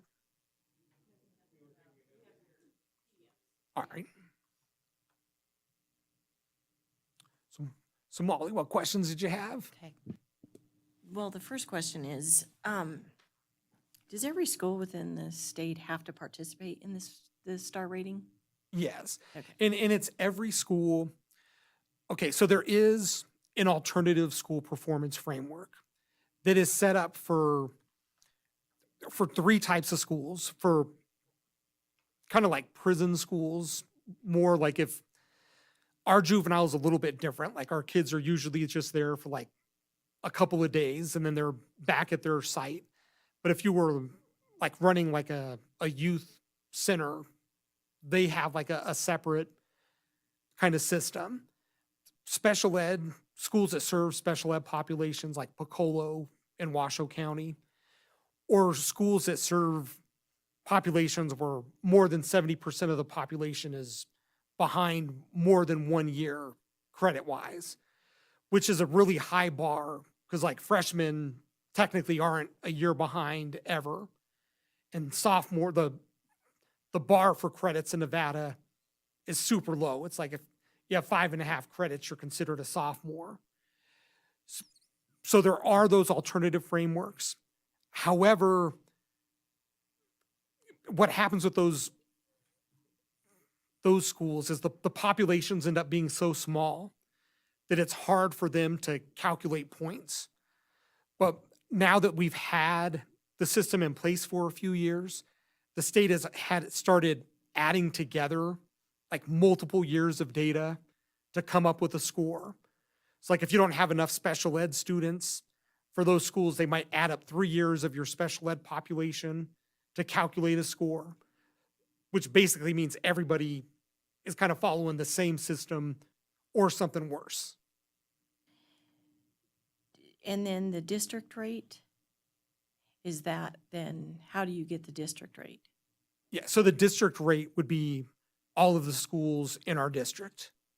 And so then that is what then every school is to achieve, because, so what I don't, and that state mandated to get the district rate that way as well? No, so the districts don't have, in the future, they likely will have an accountability system. This particular system applies to schools, and the way that they got, so this is the read by 3 attribution table. The way that they got these scores was back in like 2019 when we put together the model. They looked at all of the scores across the state at every single school for read by 3. The bottom 20th percentile was at 25, so they made that worth 1 point. The next 20th to 40th percentile is worth 2 points. So these weren't set relative to district scores, but were relative to what the state data looked like at that time. Because what I see though is that your schools that are not doing the academic achievement indicator, that they're scoring less, obviously that is going to tie with the student engagement indicator is being low as well. So the students aren't coming to school, they're not even part of your district rate, because they may not even be there to take the test or whatever the case may be. So then that's going to make your district rate up here. Those schools are never going to be able to get up there if their student engagement indicator continues to be low as well. Do you see where I'm saying? And this is why I was pointing out that when it comes to the community's change in perception about school attendance, it's detrimental because we can't, it's on. Sorry, Renee. this is why a couple weeks ago, I was saying that those change in perceptions with school attendance are so detrimental to our schools, because we can encourage participation in school, we could have incentives, but at the end of the day, we can't control if a kid comes to school or not, or misses 50 days or 60 days. We're still held accountable for that, and it's not within our control. And so really, I would love to see an alternate student achievement measure that we could use. And I'll point out, like, back when we developed this model, I was the only one on the committee that deals with chronic absenteeism and attendance on a daily basis. So I pleaded not to put it in the model, because for me, it's a community issue. It goes beyond kind of just schools. There's some control that we have, but there's some limits to that. But yeah, I was overwhelmingly kind of vetoed kind of by everybody else in the state. And I'll be honest, when we first put it in, I was unhappy that it was put in there, because I was that kind of lone person. But at the same time now, there's a part of me that's also glad that it was put in there, because prior to that, chronic absenteeism wasn't important. I don't want to say it wasn't as important. So I think having it in there gives it kind of some recognition. But at the same time, until we change those numbers around, if kids aren't in school, they're not in front of teachers. And I don't disagree with that, Ricky. I just think that to punish schools to highlight the importance of school attendance doesn't make sense to me. But I mean, I get what you're saying. I don't disagree with you. Well, and I'm just looking at our elementary schools. They have high chronic absenteeism. There's some that are doing a lot. You know, they've brought it down, but the highest chronic absenteeism rate is at Fritch. But then they scored highest on all of their academic achievement and English language learners. So is there a correlation, or is that to me it makes I don't know. Yes, kids should be in school. So I think But you have to kind of dive deeper into that too and really take a look. And we're challenging our schools to do this, to get to the root cause, right? So are they looking at their data based on, okay, this is a student who scored at this level of proficiency, and how many absences did they have? Is there a correlation there? And to go back to a comment over here, I don't remember if it was Mr. Varner or Mr. Walker, but I think it's Mr. Varner. So how is it that our students are getting, for instance, A's in their courses, but not performing on a SBAC assessment? So we're really looking at a district to say, first of all, is the level of academic rigor appropriate in our classrooms? That's why we brought in proficiency scales, right? A proficiency scale represents the actual grade level expectation for that particular measurement topic. So our teachers can look at that. And really the feedback we've had from our teachers is, oh my goodness, like that's a high level of rigor. So if we're not actually teaching to that level of rigor, then there's a concern. So there can sometimes be a disconnect between how students are doing in their classrooms, because that might be a student, this hypothetical student maybe knows how to play school very well, completes all assignments, shows up, does, takes the test, okay, because they do their homework, etc. They can score well on that test. But is that test written at the actual academic level that is representative of that grade level, and how that student's going to have to take on the SBAC? So really diving into that, is there a correlation? And then what we're finding in some of our schools, as you all know, through COVID, is we got really used to working remotely. And our teachers actually got really good at using Google Classroom and doing online platforms for students. So if I'm a parent, we're seeing this a lot. I'm a parent who, I get to work at home, or we're going to travel, and we're just going to take our Chromebook and go for 2 or 3 weeks. And can't my child just do all of their schoolwork on Google Classroom? Well, if you have a parent that can support you and tutor you through that process, then you're probably going to be fine. If you have a parent that can't tutor you throughout that process, then that's probably not going to be a form of education that's going to work for you and help you academically excel. So just looking at all of those components, the thing that's most difficult for me for our elementary and middle school folks or schools is so much of this NSPF, the points are overlapping. Again, if you're looking at high chronic absenteeism, you're typically looking at low growth and you're typically looking at low performance. So it's these go hand in hand. It's much easier, as the former high school principal, I will tell you, at Carson High School, there's different things that we can tackle that are systemic, not necessarily on student, not necessarily based on the student's level of proficiency. So for instance, at college and career readiness, well, we can manage at the high school how many AP classes we offer. We can manage at the high school how many students we put into a dual credit program. I mean, obviously they have to apply, but I'm just saying those are things that you have more control over that aren't specifically tied to a test, one test. The number of students taking career and technical education. We've expanded the number of CTE programs at the high school over the past couple of years too. So what appeals to our students and what are they interested in? So we have more of an opportunity at that high school level to have an impact. But if you look at the academic achievement, that one score is based on science proficiency in the ACT, right? Like that is the one that we have the hardest time moving that needle because it's a single test. When you look at all these other measures, they're typically more in depth than that, right? There's other things. We can do things about credit sufficiency. This Carson High School needs to work on this because this is 9th grade credit sufficiency at the end of the year prior to summer school. Well, last year we had 300 plus students in summer school. So we're catching them, we're getting them to make up their credits. So we're getting graduation up there, but we should be getting it done the first time, right? So but then when you go again to middle school and elementary, now the pool is extremely shallow. It's based on a test and how many different ways we can look at that same test, right? Versus being really multifaceted. And it's like with middle school, those tests apply to every kid and the growth applies to every kid but when you're at the elementary level, we're only testing 3rd through 5th grade.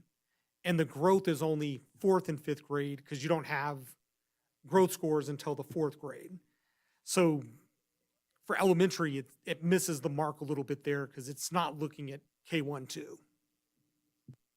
And just thinking back to that, thinking of your example with AJ, here's a kid who went from 1 to 20 growth, but that still counts negatively for the school because that's a pretty good leap in a year to make that much more of a growth. To go from a first percentile to a 20th percentile, yeah, that seems like we should be proud of that, but Yeah. but no. Not on this measure. Wasn't enough. I know Ricky tells our principals all the time, focus on proficiency and growth will come. If we focus too hard on celebrating growth, which it's important to celebrate growth, don't get me wrong, but if you're looking at, again, what gets me is if you're looking at this manual, and Ricky showed you just a small piece, but you have to look at each. So even in that academic achievement indicator, there's 25 points, but 20 of those points are on pooled proficiency, and 5 of those points, I might have that wrong, are on read by grade 3. I think that's correct, 20 and then 5. So then they have to look at that, and then they have to look at this table, and they have to say, where did we fall on this table? And then where did we fall on the other table? I mean, so it's like just trying to get schools to be able to understand exactly what this means, and then where should they put their efforts. And like I said, Ricky's thing is, just focus on getting every student proficient, and then we'll worry about the rest later. Well, and that's why I always say when we have the principals here, because in addition to that, you don't easily know what the AGP of a kid is or the MGP, or there's a lot of very complex calibrations that go into that. And so, I think the great thing about this presentation is the people on the board who are used to just seeing scores, digging deeper, kind of see really how challenging it is for our schools and how limited the focus is that we're using to determine proficiency in our schools or success. And I want to build on that too, so I agree with you, because even then when you look at the other factors like Dr. Meenan went through the CSI, the ATSI, the TSI, those other factors. For instance, Carson High School, The area that they got on the ATSI list that they have not been able to get off of for 4 years was for our second language students and how well they scored on an ECT. So you have a newcomer student who comes to us and enters, ninth or 10th grade and is in country 1 or 2 years, and then they take a ACT test. And if they don't score well on it, you can literally have one student who places your school on this list. So, and then 4 years later, the school's still on the list. So it's interesting, and there's just so much more to know than the 2-star or the 4-star or the 5-star even, right? It's so much more complex than that, and it's just not a good reflection of what goes on in our school buildings in terms of helping our students become proficient academically, socially, social emotionally, all the other areas that we're trying to really help make good human beings, right? And even how hard our students work. Because you see those scores, and for a teacher, for a principal, it's demoralizing. You're like, oh my gosh, we've been working hard. These kids are working hard. Kids that struggle with learning to read, struggle every day in school. And they misbehave. And they hate school sometimes. And they're looking for that one adult that they can kind of glom onto and get that inspiration to get through the day. And those are the things that you don't see when you just look at a score. And so, that's why I push at every chance I get. We need a better formula for looking at school achievement. Absolutely, thank you, extremely well said. And I'm just going to add on to what Dr. Medina said, is understanding that these point attribution tables in this 90-page document, again, were created prior to COVID.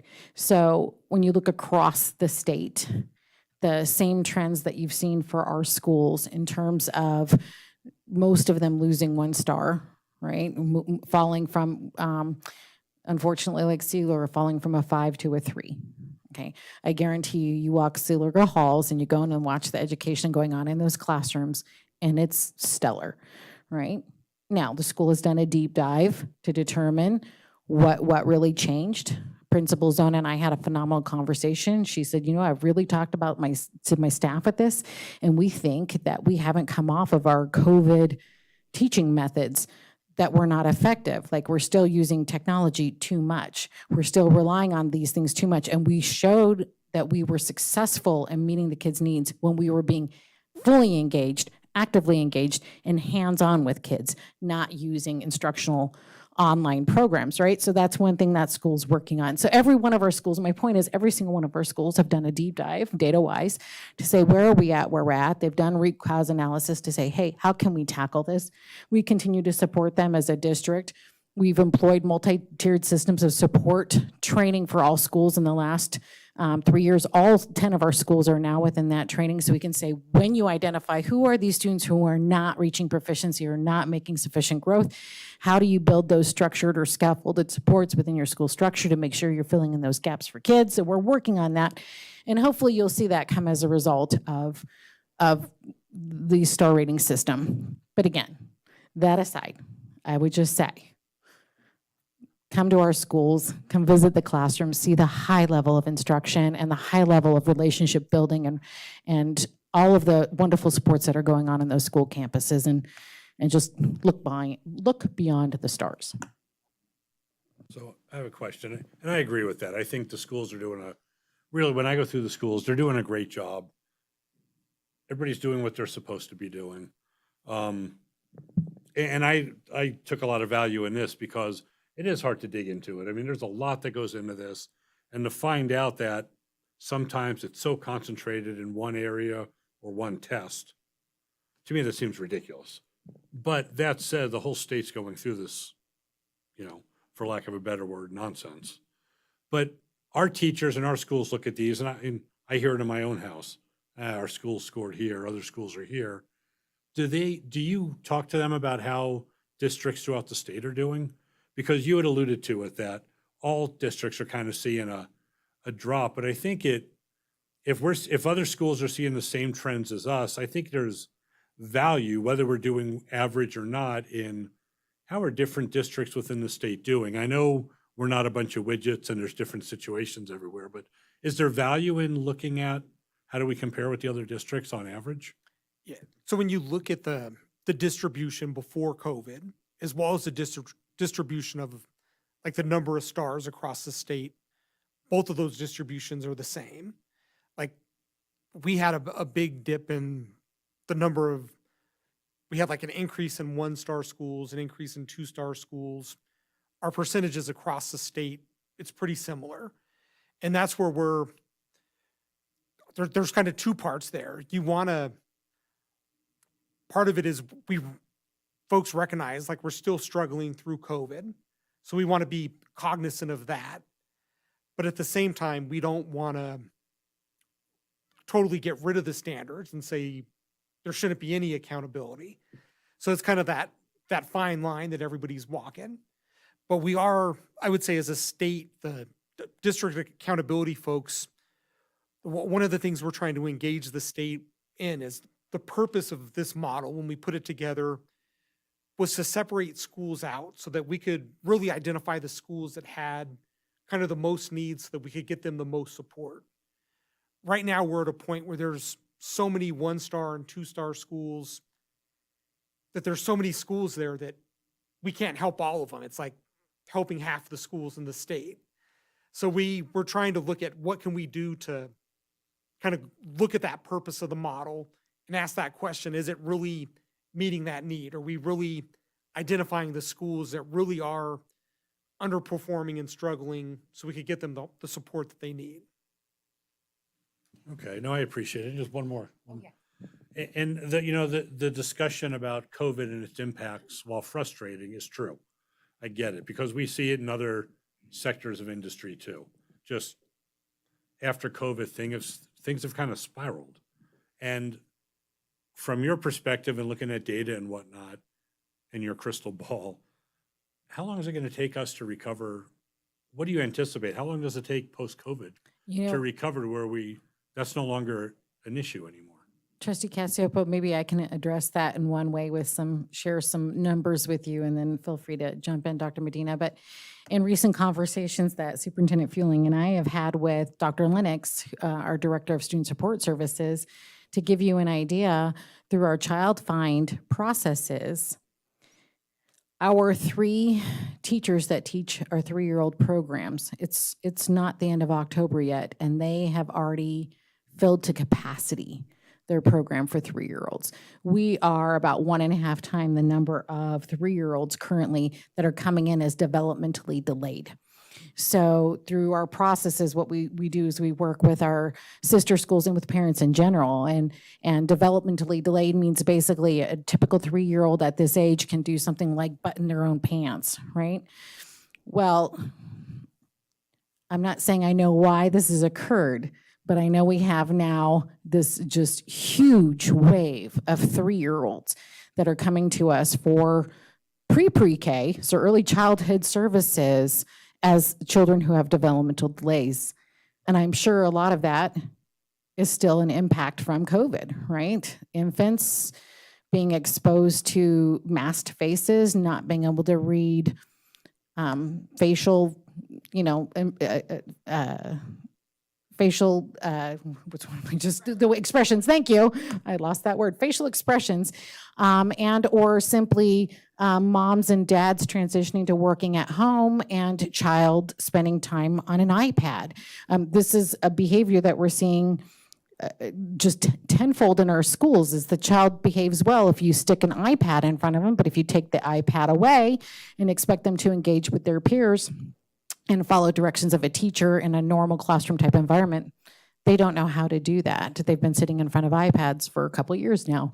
So I don't know when that's going to end, but I do know our current wave of 3-year-olds that we're now servicing as having developmental delays, and hopefully we're going to catch them early and be able to shift that. But this is the largest group we've had ever. Yeah, and I would say if you look back, kind of the most consistent data that's out there is the NAEP data. And if you look at NAEP data going back to like the 80s, like scores don't move much in education. Like before COVID, scores didn't move much, even with kind of the major reform movements that have happened, they didn't adjust very much at all.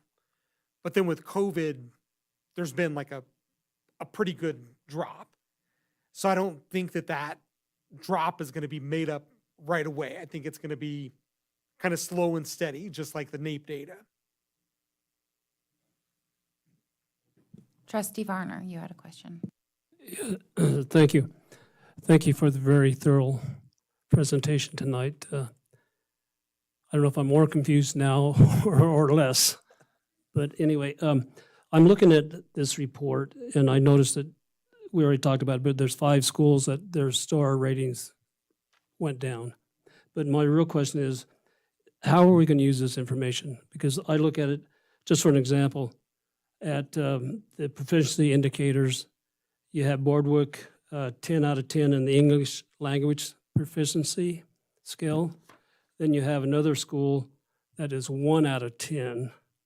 And then another one's 2 out of 10 on that same proficiency scale. Are we going to be concentrating on those schools in those particular areas to see if we can help raise that proficiency score up? Because that makes a difference. If Boardwalk wouldn't have scored as well as they did, it would have been a one-star school in the English language thing.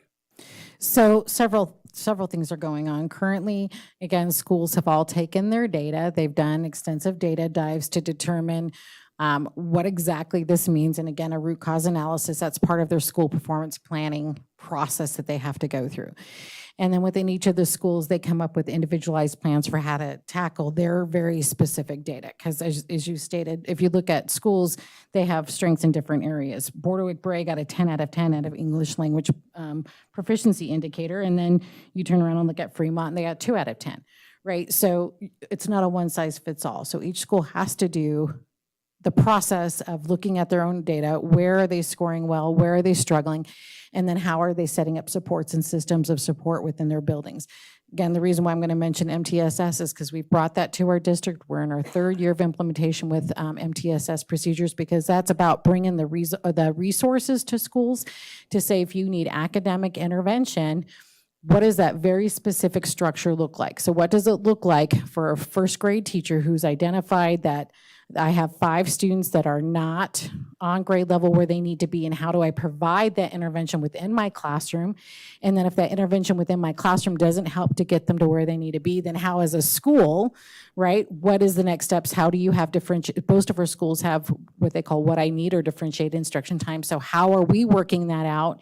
If the 4 of us are a 2nd grade team, are we doing with that differentiated instruction time? Are you taking a group that has these holes in learning and filling those gaps? Are you taking this group who might need enrichment because they're there and where they need to be? And are you taking a different group who's at grade level? So how are we working that time, and how are we providing the supports for students? And how are we taking data to see if students are responding to the interventions that we're providing them? And then at that tier 2 level, when we have those students who are not responding to that level of intervention, how do we move that child to a tier 3 level? And that's typically more, targeted one-on-one type of support. So you've heard in the past couple presentations that we've done regarding staffing, et cetera, we've added additional staffing to all of our school sites. Our schools all have interventionist teachers that can pull small groups or work one-on-one. We just recently added 2 parapro interventionist positions to our to our elementary schools. So our principals have written into their plan, how are those interventionist parapros being able to push in and support that tiered intervention within the classroom? What does that look like? Our schools have instructional coaches, so when we have a teacher who's struggling to manage all of those things that they have to manage, then we have a coach that can go in and work alongside that teacher, say, here's how you structure this time, and here's how you break out your individual groups, et cetera. So all of those things, Mr. Varner, are how we as a district are providing the resources to school sites so that they can then tackle this and help get our students back on track for being proficient and are making at least minimally that projected growth that they need to get to be proficient by the time they hit 8th grade. for And the instance. other thing I Thank would you. add there is our principals and VPs collaborate with each other. So they've all have seen each other's scores. So when a score has a perfect indicator or a very high indicator, they got calls from 18 VPs and principals to ask them, what did you do at your site? Is there anything that we can glean or take away from that? Well, that's what I was hoping to hear, because you have such a difference in some of these scores that in those schools that may need a little bit extra help. I'm glad to hear that we may be putting some interventionists in those programs to help them. Okay, thank you. Do we have any other questions? Thank you once again for the presentation. It was very detailed. I hope that this is used as a tool, as you described it. And I think back to when we think about our own kids, we know that there's so much more than a test score. And I think we know that our schools are much more than whatever the star rating might be. There's a lot more going on there that is good for kids. And so use it as a tool to make improvements where needed, but remember that we're in a business not only of teaching kids how to take tests, but how to become good humans, as you said. So thank you. Thank you. Also, isn't Carson High a 5-star school now? So Carson High School at 84 points was a 5-star high school, but it was capped at 3 stars because they hit that TSI list. Okay. They have also dropped in their number of, this is a very interesting one, because they've dropped in their number of points, and now they're an actual 4-star school based on their points, because you can only be capped for 1 year if you're a TSI school. So, by the way, that was my last year being a principal there, and that really frustrated me because we were supposed to be a 5-star school by the point attribution table, adding all those points together. So the point is yes. So although they've lost points, they've gained a star. So that's, I don't know. That just goes to show you how confusing it is. I'm confused still. Thank you. Thank you. We'll move on to agenda item 12, which is discussion of possible action to approve the superintendent's evaluation form and the timeline for completing the superintendent's evaluation for the 2023 calendar year for possible action. So back in our June 13th meeting, we approved a new evaluation form for our superintendent. We didn't have the numbering rates in there, and we approved sections 1 and 3, and we were going to add the goals. And we kept the evaluation timeline set for December so that we would have all of these data points and graduation rates. We had I don't know where June, like it feels like June was a couple years ago and also yesterday. So it's been a weird little time frame, but we didn't have the goals done before school, given negotiations that were ongoing with all of our employee groups. And then just with new principal at the high school, new other things, those things didn't get done. So not that we don't think that having goals is important, but I don't think that it would be fair to evaluate our superintendent on goals this December that we didn't have in place. So what I'm proposing that we would do, if the board is agreeable to it, is that we do the evaluation this December on the 5 standards that we approved in section 1 of the evaluation form. And then we ask Mr. Fueling to bring forth goals at our second meeting in January. And then we can review those goals, have those in place for the entire year until the next evaluation in December. We can ask for an update on where we're at in June and see how we're going with that, if that's something that the board would be agreeable to. And I'm open to any thoughts and considerations at this time. Go ahead. In lieu of goals for this year, we could also go off a list of accomplishments. So, you know what I mean? So like we could still get a state of the district type report summary of what's going well. These are our successes. Here's my next steps that I'm focusing on. Okay. And that would also kind of show that he's goal oriented. Okay. So do you want those put into like our form section 2, or do you want that to just be something that he gives us an update on? How do you want that to look? I would almost say that this year, that would be supplemental, and we'll build it in, so starting in January, when we have goals, we'll have the goals in there. Does that make sense? Yeah, no, that makes sense. Does And I that, would agree with that. okay, go ahead. You're saying section. Is it part? Part, Oh, part, sorry. part, okay. No, that's okay, I just. It's part. And then one other Missing thing, something. just that I wanted to put into our team is that we had this discussion, it's on page 2, about the governance team develops this. And I just think probably since we talked about it being the governance team is the board and the superintendent, but I think we should include that under the first paragraph so that then it's clear. We'll just include parentheses, the board and superintendent, so that it's clear in our form who the governance team is. On page 2, under the paragraph 1. Okay, so that would be supplemental. Would that be something, Mr. Fueling, that you would be? Oh, okay, go ahead. I was just, sorry, I was just say, I like what Mike was saying, but I do like, I think it's not fair yet to assess on goals that aren't established. So I would like to see the superintendent participate in this with goals, but I agree. We need goals put in place so we can follow and track them through the year. Yes. But I like Trustee Walker's thoughts on currently, you know, what accomplishments do we have? I mean, certainly Mr. Fueling has some assessments, Okay, you know, and so I'd like, you know, I think he could, you know, bring them to us in that regard, and we can look at it from the series of what accomplishments have we made, okay. And so just, or he's made, I'm sorry. President Crossman, just, I know Molly was trying to get on the right page, and so could you just give her a recap of our discussion at this point? okay, so here's where I'm thinking. It starts on page 4, standard 1.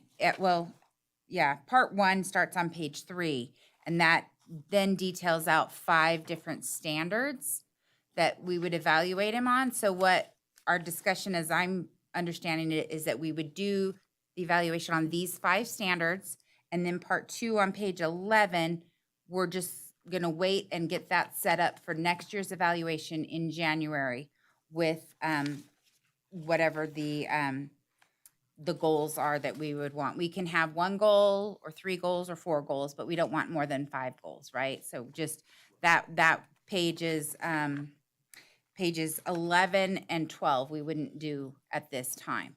And then my thought is that we would, talking to Mrs. Cortez on when we would need this completed in time to have the evaluation done at our meeting in December, is by November 30th. So that gives us over a month to do this. And if Mr. Fueling would like to provide some supplemental information, is that what you're requesting, Mike? Is some supplemental information? Yeah, supporting documentation type deal, like, I mean, I think that really, there's a lot of successes in the district, so a list of, this is what we've accomplished in this year, and then even, here's my thoughts going forward, I probably will focus On this? blank. Yeah, okay. I think that is, if you're agreeable to that. Would that take the place of the self-assessment that says here on page 3 that we'd ask him for? Says ask the superintendent to submit a self-assessment. Oh, okay. I would say he could still do a self-assessment using the tool that we've agreed upon and provide the accomplishments. Okay. Yeah, because I think they'll kind of go.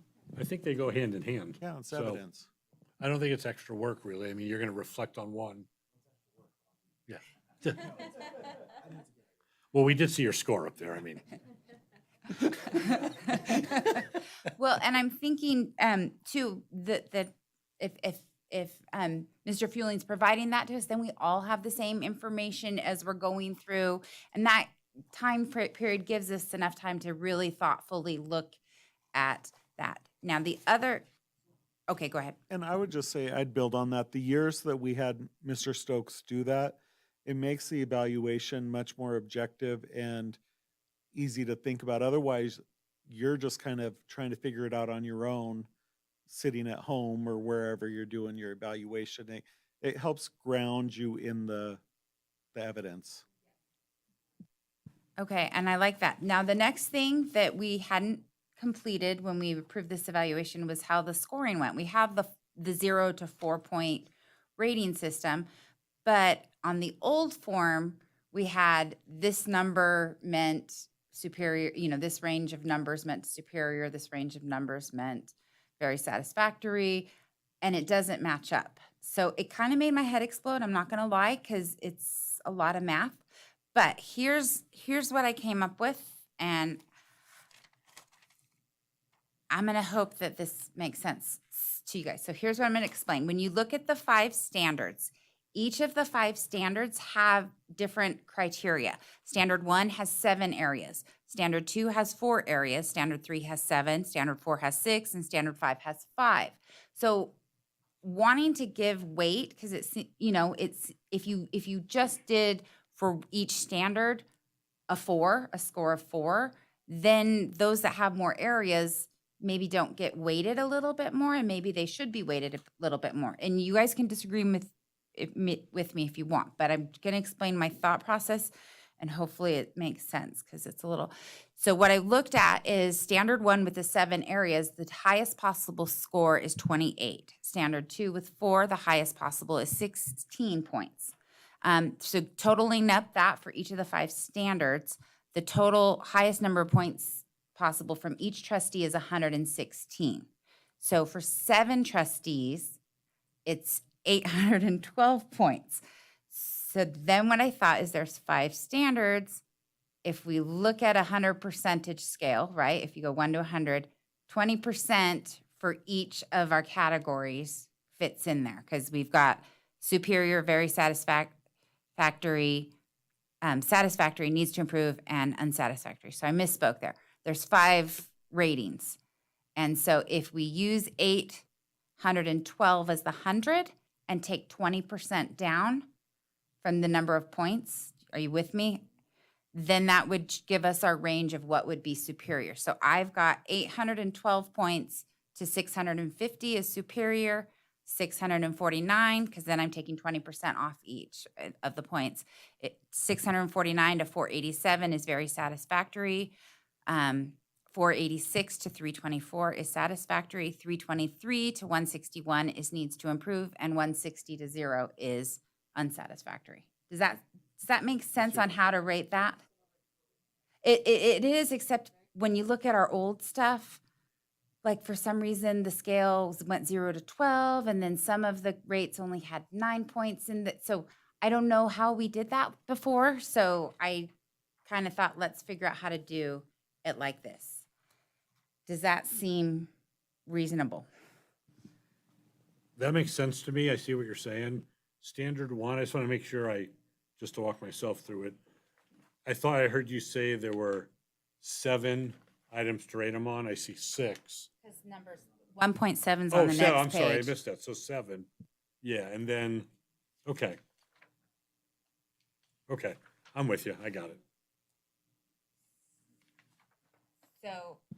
So it does make our summary sheet that we, copied from another district, and we put it in here as a summary on how we were going to figure this out.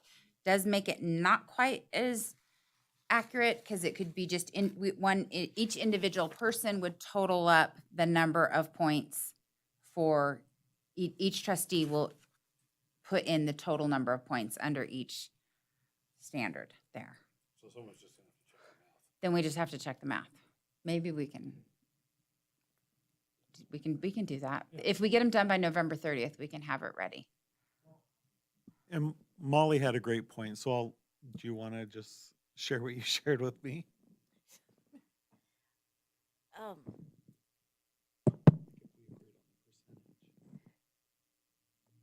No, I'm not quite sure that I did. Okay, so, because what I'm thinking is, why wouldn't we just go for each section, the total points, and just figure out that percentage for that section, then add them up? Rather than, but I think either way works. Yeah, either way works. Yeah. thought you were saying. Okay, yeah, I see what you're saying, because that's where I was like, how are we gonna figure She out? was, I think the point I was making is she said an easier way to do it is you could just total it up and find the percentage by dividing it by 812 and get the percentage. So if we agreed on a percentage range, so this percent to 100 is superior, this, you know what I mean? If we could either just do that and make it easier that way too. Okay, Less math. okay, see, you guys in the math, sometimes I'm like, what is happening here? So It's gonna come the same. it's gonna be close to the same. And I think what I'm hearing with it too, maybe rather than change it, like you could have the total number, like we can, I just did the like 116 points each, but for, there's 28 points possible for standard one. So each trustee would write in their points for that. Then we could average standard one across all the trustees, standard two across all the trustees. We could do that and then this comes up with our total overall. Mike. So I like this plan, and I think that for this year, that'll work. For next year, when we have goals, we're gonna need to figure out what percentage the goals will be, and then take that out and then kind of configure. But it'll still equal out. It's just we're gonna have to do part two when we get the goals incorporated. Yes, that is out, that's still to be determined, yes, but I see what you're doing. And we could do that if we make our total points possible higher, we can still come up with it and figure out what our scale is. Trustee Varner. Yeah, I'm just wondering, I think that Renee figures all this out at the end. So I'm wondering if we can make it a little simpler for her, because I don't see anything in here where if we added a sheet with the evaluation points for 1 through 7, whatever they are, and then each trustee says for goal number 1 or evaluation point number 1, they put their score down, and then she only has to look at one sheet instead of going through every individual sheet to get the scores. Here's another idea.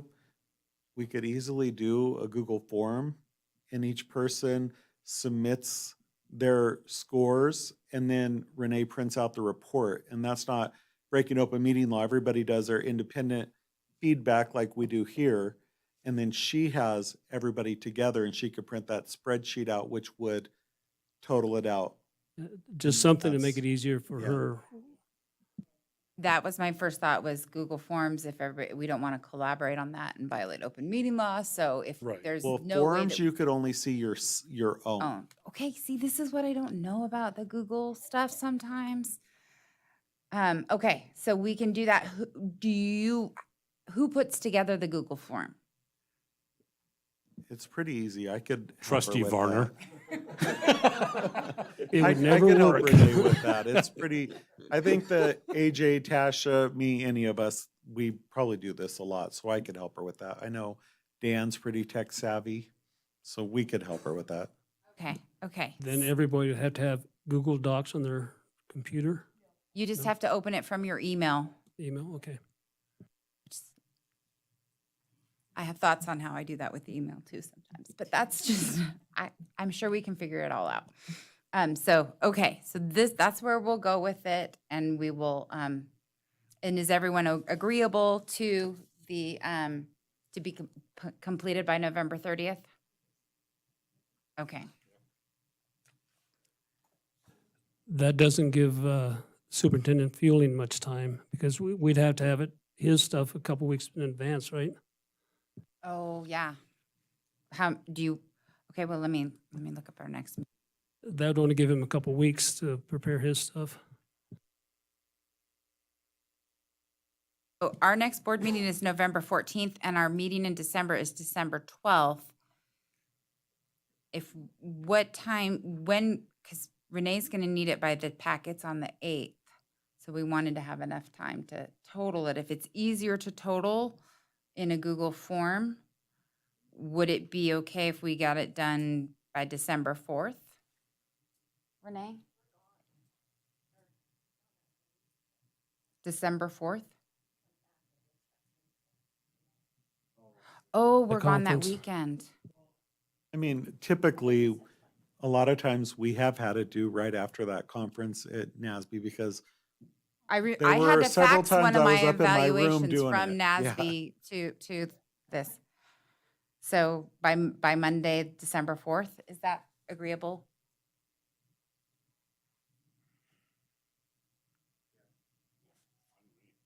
Okay. I'm checking with the real boss. Yeah, okay. And then when we would complete the evaluation, we would be at the December 12th meeting. Okay. So when would we get this stuff from Mr. Fueling?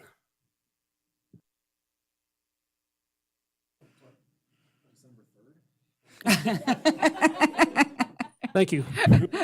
I mean, I think if we got it by the first of next week, the 30th or 31st. So that it is, you will have to have them, your evaluation submitted by December 4th, we're saying? Yes. Right? So if you could give us your self-assessment and other, no, wait. Oh, Oh, is that Oh, enough sure. time for you guys to do it if we do November 14th? Because the next week is Thanksgiving. And then we've got our conference. I mean, I think it's fine. You think not it's that fine? Time consuming, yeah. Okay. I think we could do it and then we're not Rushing burdening him too much yeah. because he's already got stuff scheduled and it's a holiday weekend this weekend too. Okay. So we will get information from AJ by November 14th. We will complete our evaluations by December 4th, and we will do the evaluations in our meeting on December 12th. Okay. I move that the Carson City School District Board of Trustees approve the form as presented and discussed for completing the superintendent's annual evaluation for the 2023 calendar year to be completed during the December 12th board meeting. With changes noted. And just for clarity of the record, changes noted included superintendent's self-assessment by November 14th to be submitted, your guys' evaluations to be completed by December 4th and compiled by staff in a Google Doc. That is correct. Okay, so we have a motion and a second and corrected motion and second. And do we have any further discussion among the board? Okay. Okay, seeing none, do we have any public comment? Seeing none, all in favor? Aye. Okay, and the motion is approved and we will get on that. Okay, I didn't write down Walt and Walker. Okay. And we'll move on to agenda item 13, which is discussion and possible action to cancel the November 28th, 2023 and December 26th, 2023 school board meetings for possible action. So you're just going to move? You don't want me to explain it? No, You're it's good. holidays. I think we get that, yeah. Okay. So I move that the Carson City School District Board of Trustees cancel the November 28th, 2023 and December 26th, 2023 school board meetings. Okay, we have a motion by trustee Walt and a second by trustee Ramirez. Do we have any further discussion? Do we have any public comment? Seeing none, all in favor? Aye. Agenda item 14, approval of consent agenda for possible action. I move that we accept the consent agenda as submitted. Okay. Second. Okay, we have a motion by trustee Walker, second by trustee Varner, because Mr. Cassiopo whispered it and Mr. Varner used his microphone, so I'm counting that one. Do we have any further discussion? Okay, do we have any public comment? Seeing none, all in favor? Aye, and that is approved. And we'll move on to agenda item 15, informational items for discussion only. No action will be taken. Do we have any questions on our informational items? The only thing I would point out is this is where I find out when daylight saving time ends every single year is in this informational item. So that is on Sunday, November 5th. So get ready for the fall back, which is the best time. We'll move on to agenda item 16, request for future agenda topics. None? Okay. And we'll go to 17, adjournment. Thank you guys for spending the evening together.